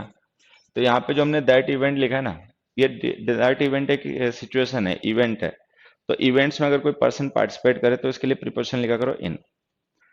तो पार्टेक इन का मतलब होता है पार्टिसिपेट करना, और पार्टेक ऑफ का मतलब होता है किसी चीज में अपना हिस्सा लेना, ठीक है।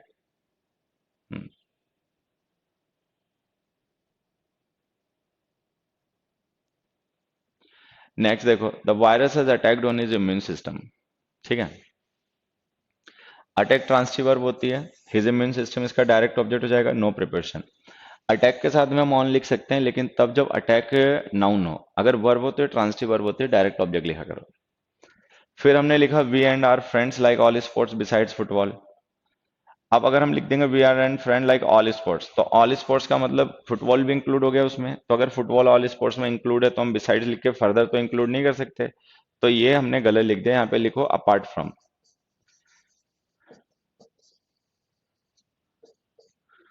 अपार्ट फ्रॉम का मतलब है एक्सक्लूजन, मतलब फुटबॉल को छोड़कर, ठीक है। फिर हमने लिखा ही स्पोक विदाउट लिटिल एंथुसिज्म। अब देखो एक चीज समझना, विदाउट जो है ये प्रिपरेशन का मतलब होता है नॉट हैविंग, इसका मीनिंग नेगेटिव होता है। लिटिल का मतलब होता है ऑलमोस्ट नो, इसका भी मतलब नेगेटिव होता है। तो ये जो विदाउट हमारी प्रिपरेशन है और इसका जो ऑब्जेक्ट है लिटिल एंथुसिज्म, ये दोनों ही नेगेटिव है, तो दो नेगेटिव एक साथ आ नहीं सकते इंग्लिश में। तो ये गलत लिखा हुआ है। अब इसको सही करने के तरीका देखो क्या क्या है।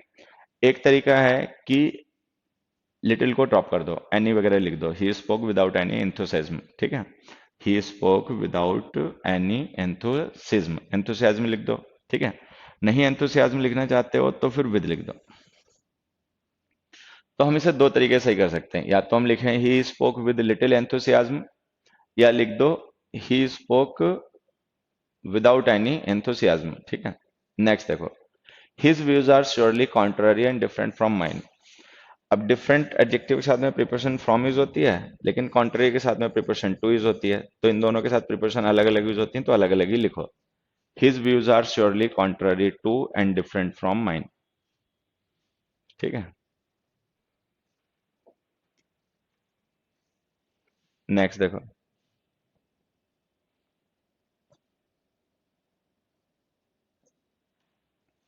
The man arrive to the station. अब हमने पढ़ा कि अराइव के साथ प्रिपोजिशन हमें एट या इन लिखनी चाहिए, टू नहीं।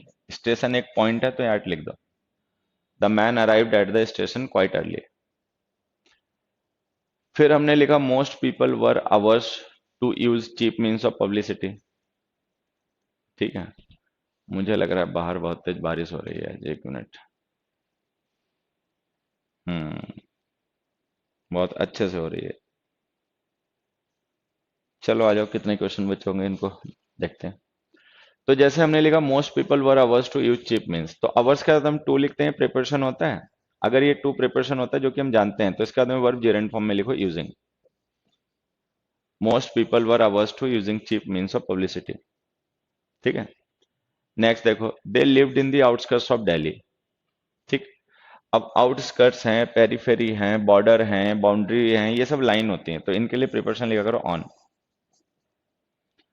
फिर हमने लिखा there is no dispute between we and our friends. अब बिटवीन प्रिपोजिशन हो गई, तो प्रिपोजिशंस के बाद जो हम नाउन प्रोनाउन लिखते हैं वो उस प्रिपोजिशन के ऑब्जेक्ट होते हैं। ऑब्जेक्ट चाहे वर्ब का हो चाहे प्रिपोजिशन का, ऑब्जेक्टिव केस में लिखना चाहिए, तो अस लिख दो। 82nd में हमने लिखा था coach spoke nothing during the meeting and choose to remain silent instead of, ठीक है। अब यहाँ पे समझना, ये इंस्टेड ऑफ एक प्रिपोजिशन होती है। कोई भी प्रिपोजिशन बिना ऑब्जेक्ट के नहीं यूज हो सकती, तो अगर हमने इंस्टेड ऑफ को बिना ऑब्जेक्ट के यूज कर रखा है तो गलत है, तो या तो इसके बाद में कोई ऑब्जेक्ट लिख दो, या फिर एक काम करो, ऑब्जेक्ट देखो हम क्या लिख सकते हैं मैं बताऊं। The coach spoke nothing during the meeting and chose to remain silent instead of talking, instead of speaking, कुछ ऐसे लिख दो। और नहीं तो वो टॉकिंग स्पीकिंग हम पहले से मेंशन ही है, क्यों लिखोगे उसको बेमतलब में, इंस्टेड एडवर्ब का यूज कर लो। ये ऐसा क्वेश्चन हमने एक एडवर्ब में भी डिस्कस किया होगा, ध्यान रखना। तो इंस्टेड वर्ड एडवर्ब होता है, इंस्टेड ऑफ प्रिपरेशन होती है। इंस्टेड ऑफ का यूज करोगे तो इसके बाद ऑब्जेक्ट जरूर लिखना पड़ेगा क्योंकि वो प्रिपरेशन है। अदरवाइज इंस्टेड एडवर्ब होता है, इसका यूज हम बिना ऑब्जेक्ट के कर सकते हैं।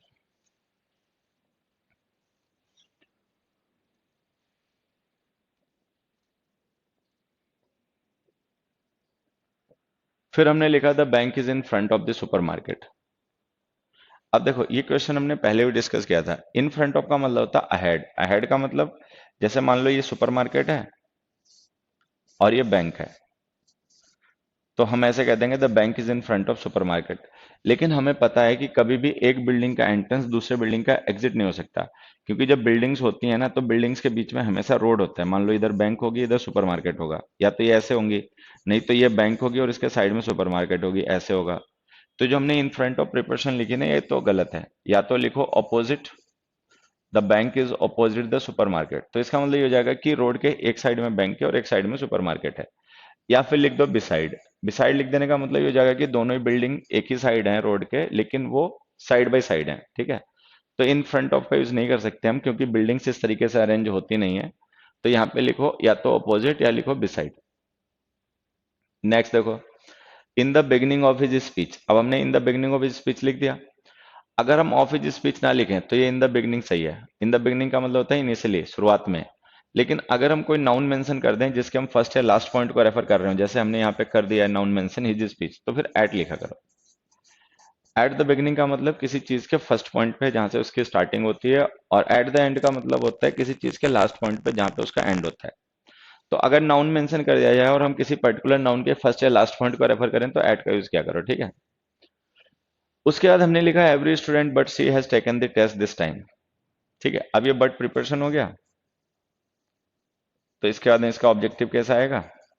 अब इसका ऑब्जेक्टिव कैसे शी नहीं हर होता है, तो इसको लिखो एवरी स्टूडेंट बट हर, हर लिखना है, ठीक है। अच्छा, वो जो हैज टेकन द टेस्ट हमने लिखा है ना, ये जो वर्ब हमने लिखी है, हमें भले ही ऐसा लगे कि इसका सब्जेक्ट सी है, लेकिन सी उसका सब्जेक्ट नहीं है, वो बट प्रिपरेशन का ऑब्जेक्ट है। उसका सब्जेक्ट है every student. Every student has taken the test, कि हर एक स्टूडेंट ने टेस्ट दिया है, शी ने नहीं दिया। तो हमने शी को क्या किया, बट प्रिपरेशन लिखकर एक्सक्लूड कर दिया, ठीक है। नेक्स्ट देखो, नेक्स्ट हमने लिखा this company suffered huge loss in last year. Last year के साथ में प्रिपरेशन मत लिखो, तो इसको सिंपली ऐसे लिखो। नेक्स्ट में आ जाते हैं, the actress married to a New York businessman. अब देखो मैरिड वर्ब है, मैरी वर्ब ट्रांसिटिव होती है, तो डायरेक्ट इसके बाद इसका ऑब्जेक्ट आ जाएगा। तो मैरिड का यूज अगर हम एज एन एडजेक्टिव करें, इज मैरिड, वाज मैरिड, तब तो इसके साथ टू लिखा करो, क्योंकि तभी एडजेक्टिव होता है। अगर हम इसका यूज एज अ वर्ब करें तो ट्रांसिटिव वर्ब होती है, डायरेक्ट ऑब्जेक्ट लिखा करो, प्रिपरेशन नहीं।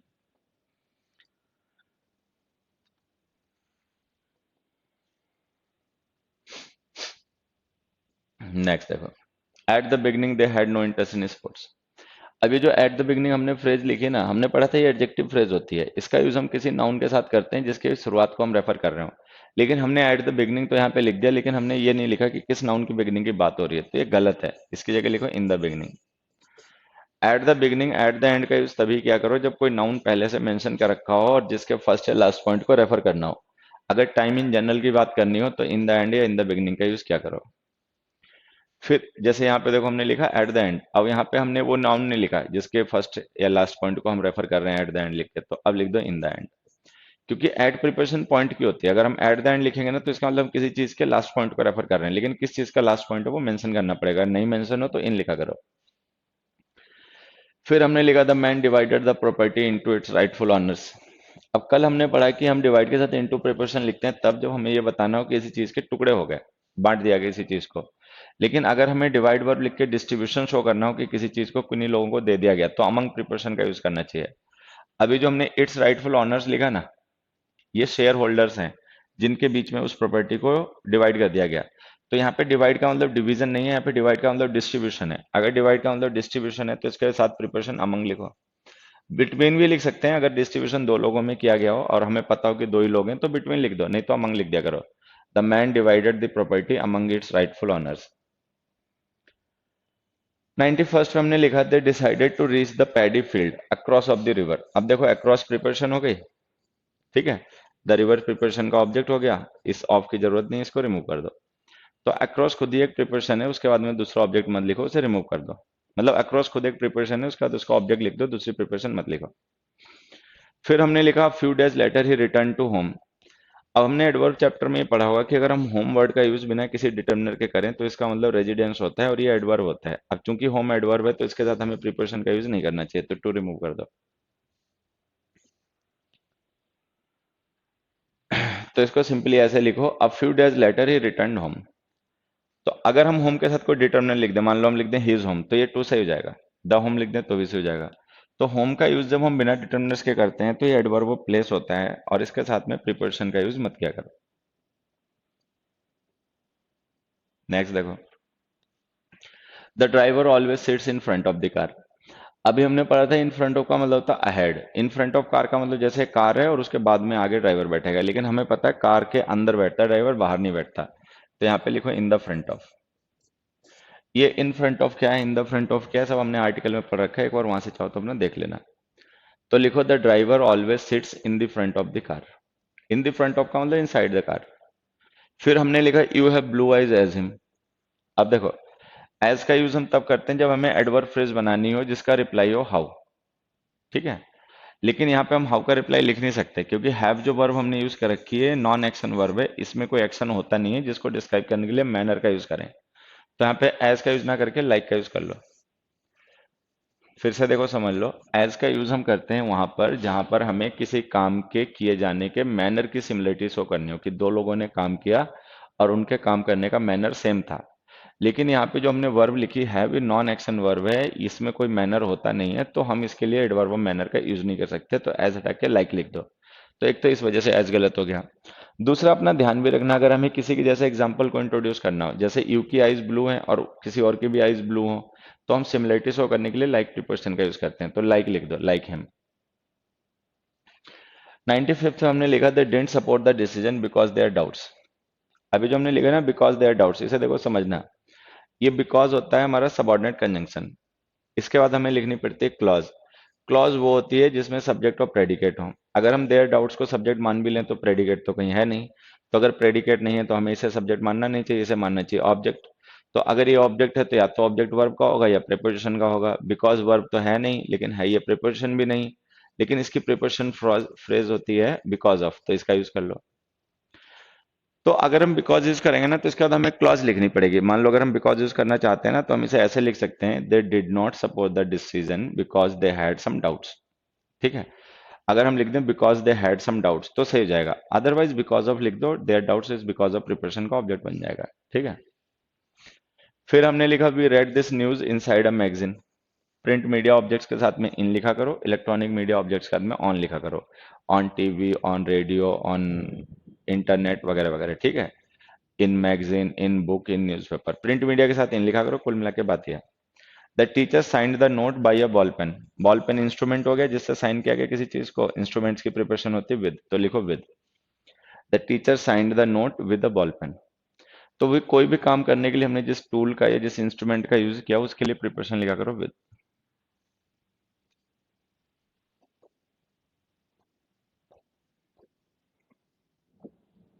नेक्स्ट देखो,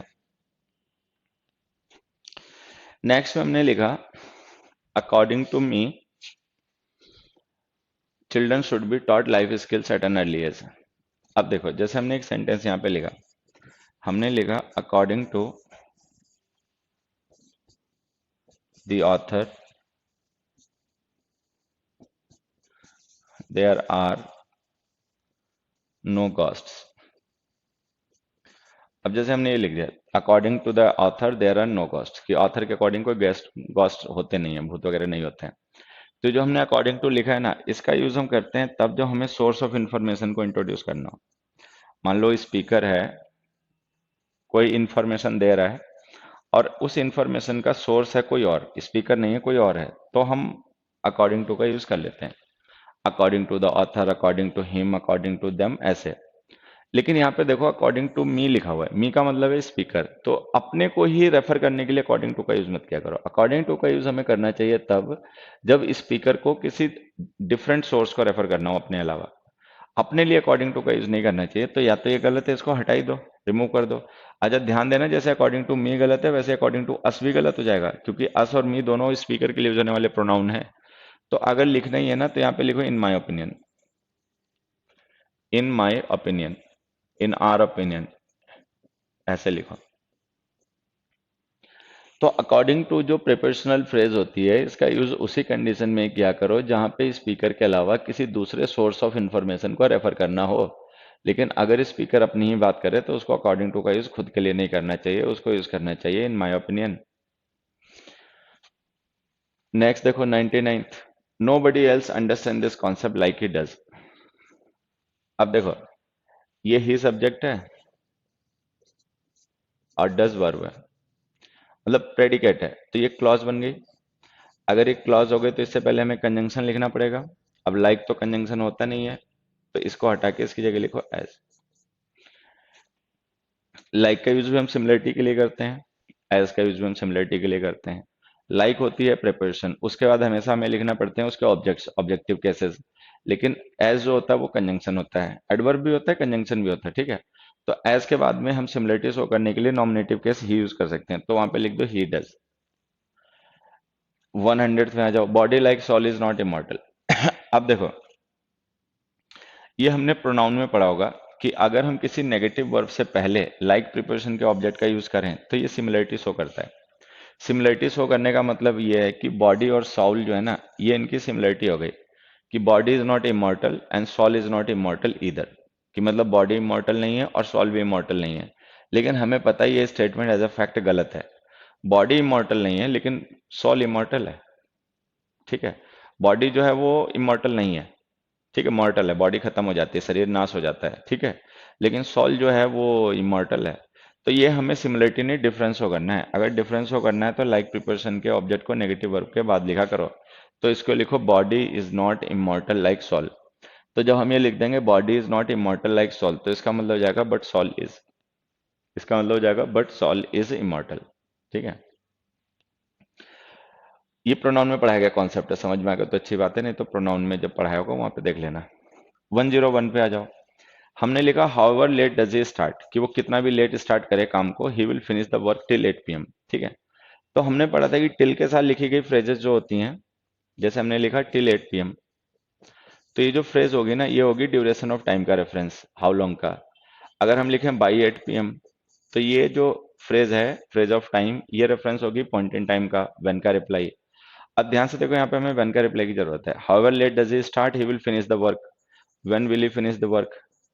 तो अगर हमें व्हेन का रिप्लाई चाहिए तो टिल मत यूज करो, तो यहाँ पे यूज करो बाई, बाई 8 PM। तो टिल का यूज वहां पे क्या करो जहां पर हमें ड्यूरेशन ऑफ टाइम को रेफर करना हो और हाउ लॉन्ग को रिप्लाई करना हो। लेकिन जब हमें टाइम के किसी पॉइंट को रेफर करना हो, फिनिश करना वैसे भी पॉइंट से रिलेटेड एक्शन है, ड्यूरेशन से रिलेटेड नहीं है। ठीक है, तो अगर हमें किसी काम के खत्म होने के पॉइंट को रेफर करना हो और व्हेन को रिप्लाई करना हो, तो टिल का नहीं बाई का यूज करना चाहिए। ठीक है,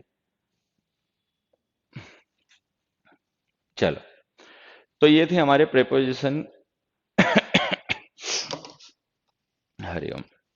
तो ये थे हमारे प्रेपोजिशन चैप्टर पे बेस्ड कुछ क्वेश्चंस जो हमने डिस्कस किए। ठीक है, और ये सारे हमारे रिलेटेड थे उन कॉन्सेप्ट से जो हमने पूरे प्रेपोजिशन चैप्टर में पढ़े। अब मैं बताता हूँ, एक दो बच्चे थोड़ी देर पहले पूछ रहे थे आज क्या लास्ट क्लास है। ठीक है, तो एक्चुअली इस बैच की लाइव की आज लास्ट ही क्लास है। ठीक है, प्रिपरेशन आज एंड हो गया, रह गई बात अब तुम अपना रिवीजन रिवीजन करो। मेरी सलाह क्या है देखो, कि 2 हफ्ते लगे तुम्हें, 3 हफ्ते लगे, जितने भी हफ्ते लगे, ठीक है, एक बार सारी चीजें अच्छे से रिवाइज करना। मतलब अब जब रिवाइज करोगे तो बेहतर समझ में आएंगी, पहले के मुकाबले ज्यादा बेहतर समझ में आएंगी। पहली बार हो रहा होगा कोई चीज समझ में नहीं आई होगी, या ऐसा रहा होगा कि जैसे तुम्हारे दिमाग में कोई क्वेश्चन रहा होगा जब हम आर्टिकल पढ़ रहे होंगे या वर्ब पढ़ रहे होंगे। ठीक है, लेकिन वो क्वेश्चन उस समय आंसर नहीं हो पाया होगा, फिर जैसे जैसे हम आगे बढ़ते रहे और ज्यादा कॉन्सेप्ट हम डिस्कस करते रहे और ज्यादा क्वेश्चन डिस्कस करते रहे, तो उनके बेसिस पर हमारा ऐसा प्लेटफॉर्म तैयार हुआ होगा कि जो हमारे पहले के क्वेश्चंस हैं वो बिना पूछे हमारे आंसर हो गए होंगे। ठीक है, अच्छा, उसके बाद भी अगर कोई बच्चे होंगे, तो अब जब इन चीजों को सबको दोबारा रिवाइज करोगे, मतलब जो अपने फंडामेंटल के हैं या जो हमने लाइव क्लासरूम लेक्चर्स हैं, जब इनको दोबारा से रिवाइज करोगे और फिर से देखोगे, ठीक है, तो फिर क्या लगेगा तुम्हें, और बेहतर समझ में आएगा।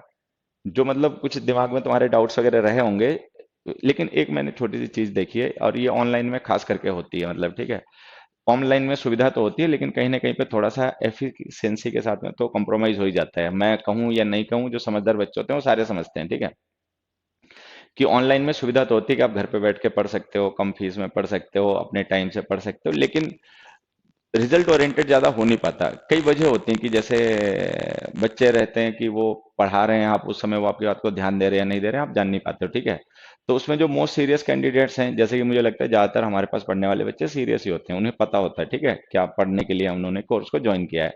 लेकिन फिर भी कई ऐसे डिस्ट्रक्शंस होते हैं जो पढ़ाई के टाइम हमारा ध्यान बांटते रहते हैं। कई बार ऐसा होता है घर पे कोई मेहमान आ गया, कोई गेस्ट आ गया, कोई टीवी पे हमारी फेवरेट मूवी आ रही, कोई मैच आ रहा है, तो हम सोचते हैं हमारा ध्यान दो जगह लगे होता है।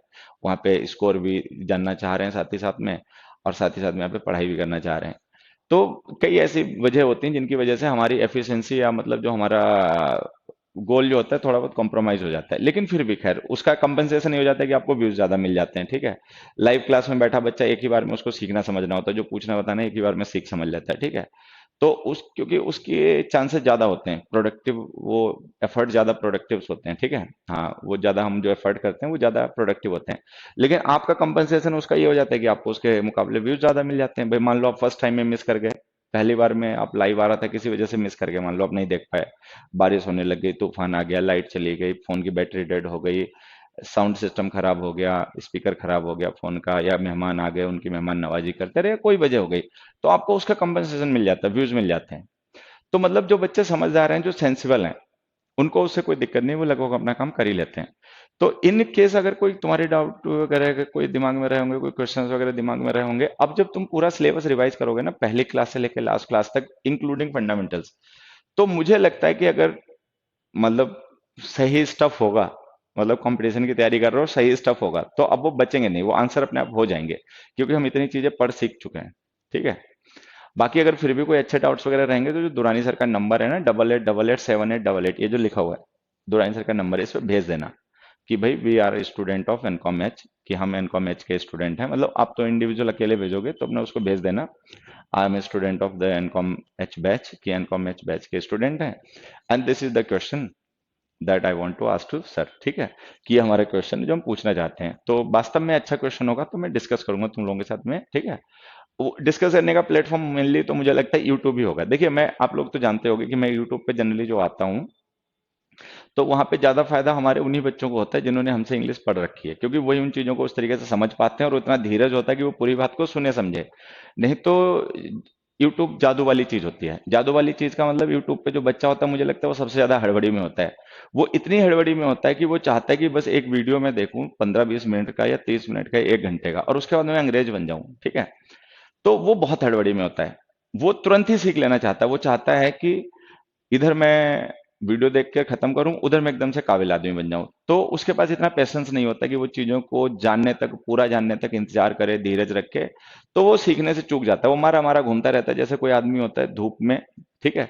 उसके गर्मी चढ़ जाती है, फिर वो दौड़ा दौड़ा घूमता रहता है कि यहाँ चैन मिलेगा, वहां चैन मिलेगा, यहाँ पानी मिल जाएगा, वहां छांव मिल जाएगी, वो कहीं मिलती नहीं है। ठीक है। तो यूट्यूब पे मुझे लगता है बेसिकली जनरली ऐसा ही होता है। मैं तुम लोगों के सामने बात कर रहा हूँ, यूट्यूब पे बात मैं नहीं कर सकता। ठीक है। क्योंकि वो कैसे भी होते हैं वो समझेंगे नहीं, मान बुरे जाएंगे। ठीक है। तो वो मारे मारे घूमते हैं, इस चैनल से उस चैनल, इस वीडियो से उस वीडियो, उस वीडियो से उस वीडियो। उनमें भूख बहुत है, ललक बहुत है, लेकिन बस उन्हें ये पता है कि ये सही प्लेटफॉर्म नहीं जहां तुम सीखने की कोशिश कर रहे हो, और तरीका भी सही नहीं जहां तुम मतलब जैसे तुम सीखने की कोशिश कर रहे हो वो तरीका भी सही नहीं है, जो सीखने की कोशिश कर रहे हो वो कंटेंट भी सही नहीं है, जहां सीखने की कोशिश कर रहे हो वो जगह भी सही नहीं है। बस कोशिश करते रहते हैं बेचारे। ठीक है। तो खैर वो अपना समझे नहीं समझ पाए, वो उनकी अपनी जिम्मेदारी है, हमें उस झंझट में नहीं पड़ना।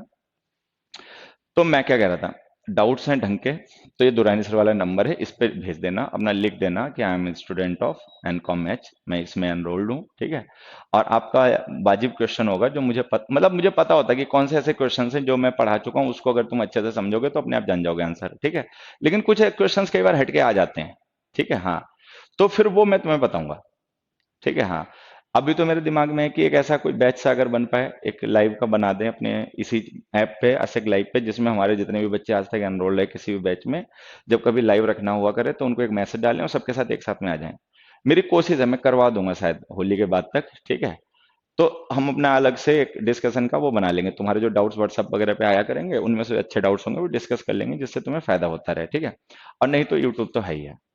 मतलब इस तरीके से मैं तुम लोगों के डाउट्स लूंगा। ठीक है।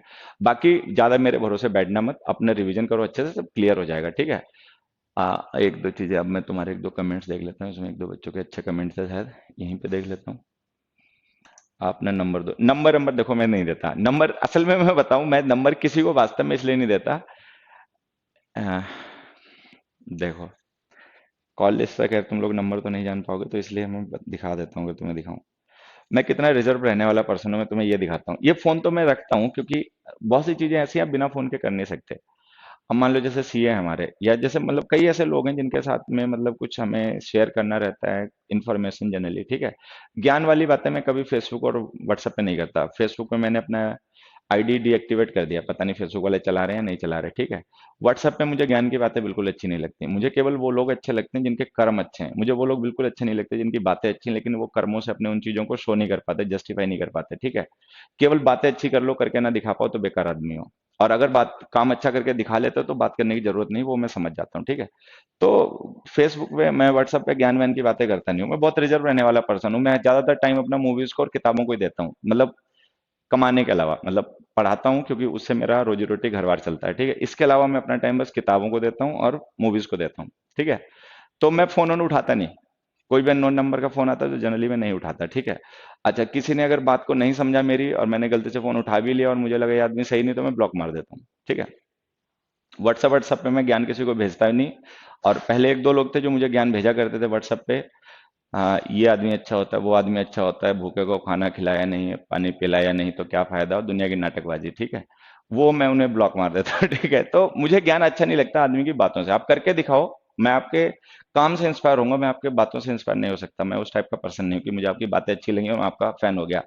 आप अपनी लाइफ में वो चीज जी के दिखाओ, अपने आप वो करके दिखाओ जो दूसरे को लेक्चर दे रहे हो, तो मैं आपका फैन हो जाऊंगा। अदरवाइज तुम सोच रहे हो अच्छी अच्छी बातें भेज के, अच्छे से कमेंट मार के, कोट मार के मैं फैन, मुझे फैन बना लोगे, तो I am not that kind of person.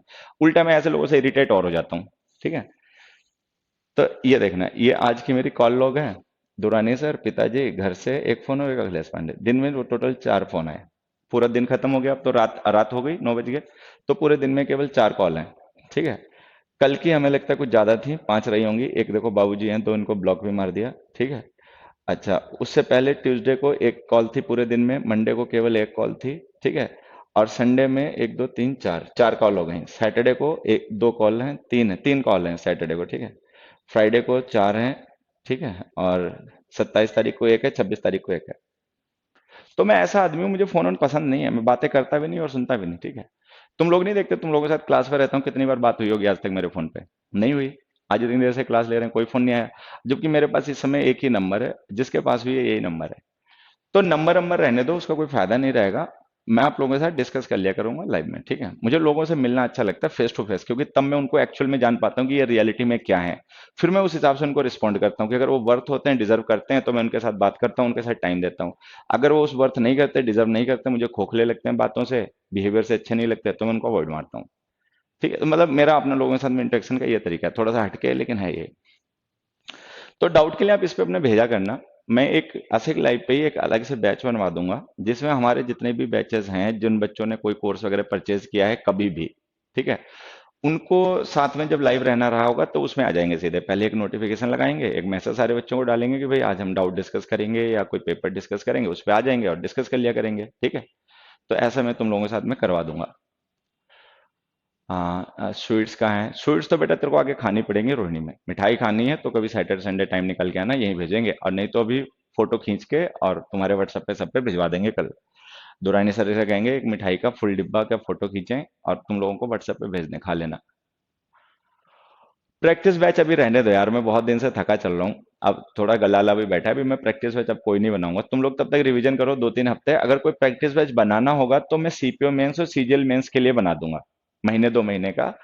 और वो मैं बता दूंगा तुम लोगों को अगर बनाऊंगा, और मेंस के लिए बनाऊंगा, सीजीएल सीपीओ मेंस के लिए बनाऊंगा, बाकियों के लिए नहीं बनाऊंगा, ठीक है। बाकी तो तुम लोग इतने होशियार हो कि अपने आप पढ़ के कर सकते हो पेपर को यार।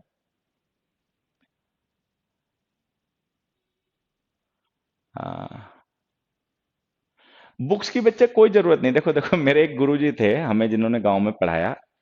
बड़े सीधे साधे आदमी थे, बड़े मौजी आदमी थे। वो कहा करते थे कि बुक्स की बात जब हम उनसे कभी करते थे तो वो कहते थे कि मार्केट की से जो घटिया किताब है ना, सबसे घटिया किताब है, अगर उसे भी तुम समझ लोगे तो वो भी फायदा करेगी। बात समझने की है। अगर मान लो बहुत अच्छी किताब हम ले आए, मार्केट की सबसे अच्छी किताब ले आए, ठीक है, लेकिन हम उसे समझते नहीं है, तो उससे हमें कोई फायदा थोड़ी होगा। अब मार्केट की हम सबसे खराब किताब ले आए, उससे हम प्रैक्टिस करें तब भी समझ जाएंगे। तो कोई जरूरी नहीं कि तुम मेरी बुक खरीदो उसी से कोई फायदा हो जाएगा, ऐसा कुछ नहीं है। कोई भी बुक ले आओ, उसको प्रैक्टिस क्या करो, समझते हुए करो। मतलब बुक में आंसर क्या दिया उसके चक्कर में मत पड़ो। अपने आप समझो कि जो इनका आंसर दिया गया है वो वास्तव में सही है कि नहीं है, जितने कॉन्सेप्ट पढ़ाएं तो अपने आप फायदा हो जाएगा, ठीक है। हाँ,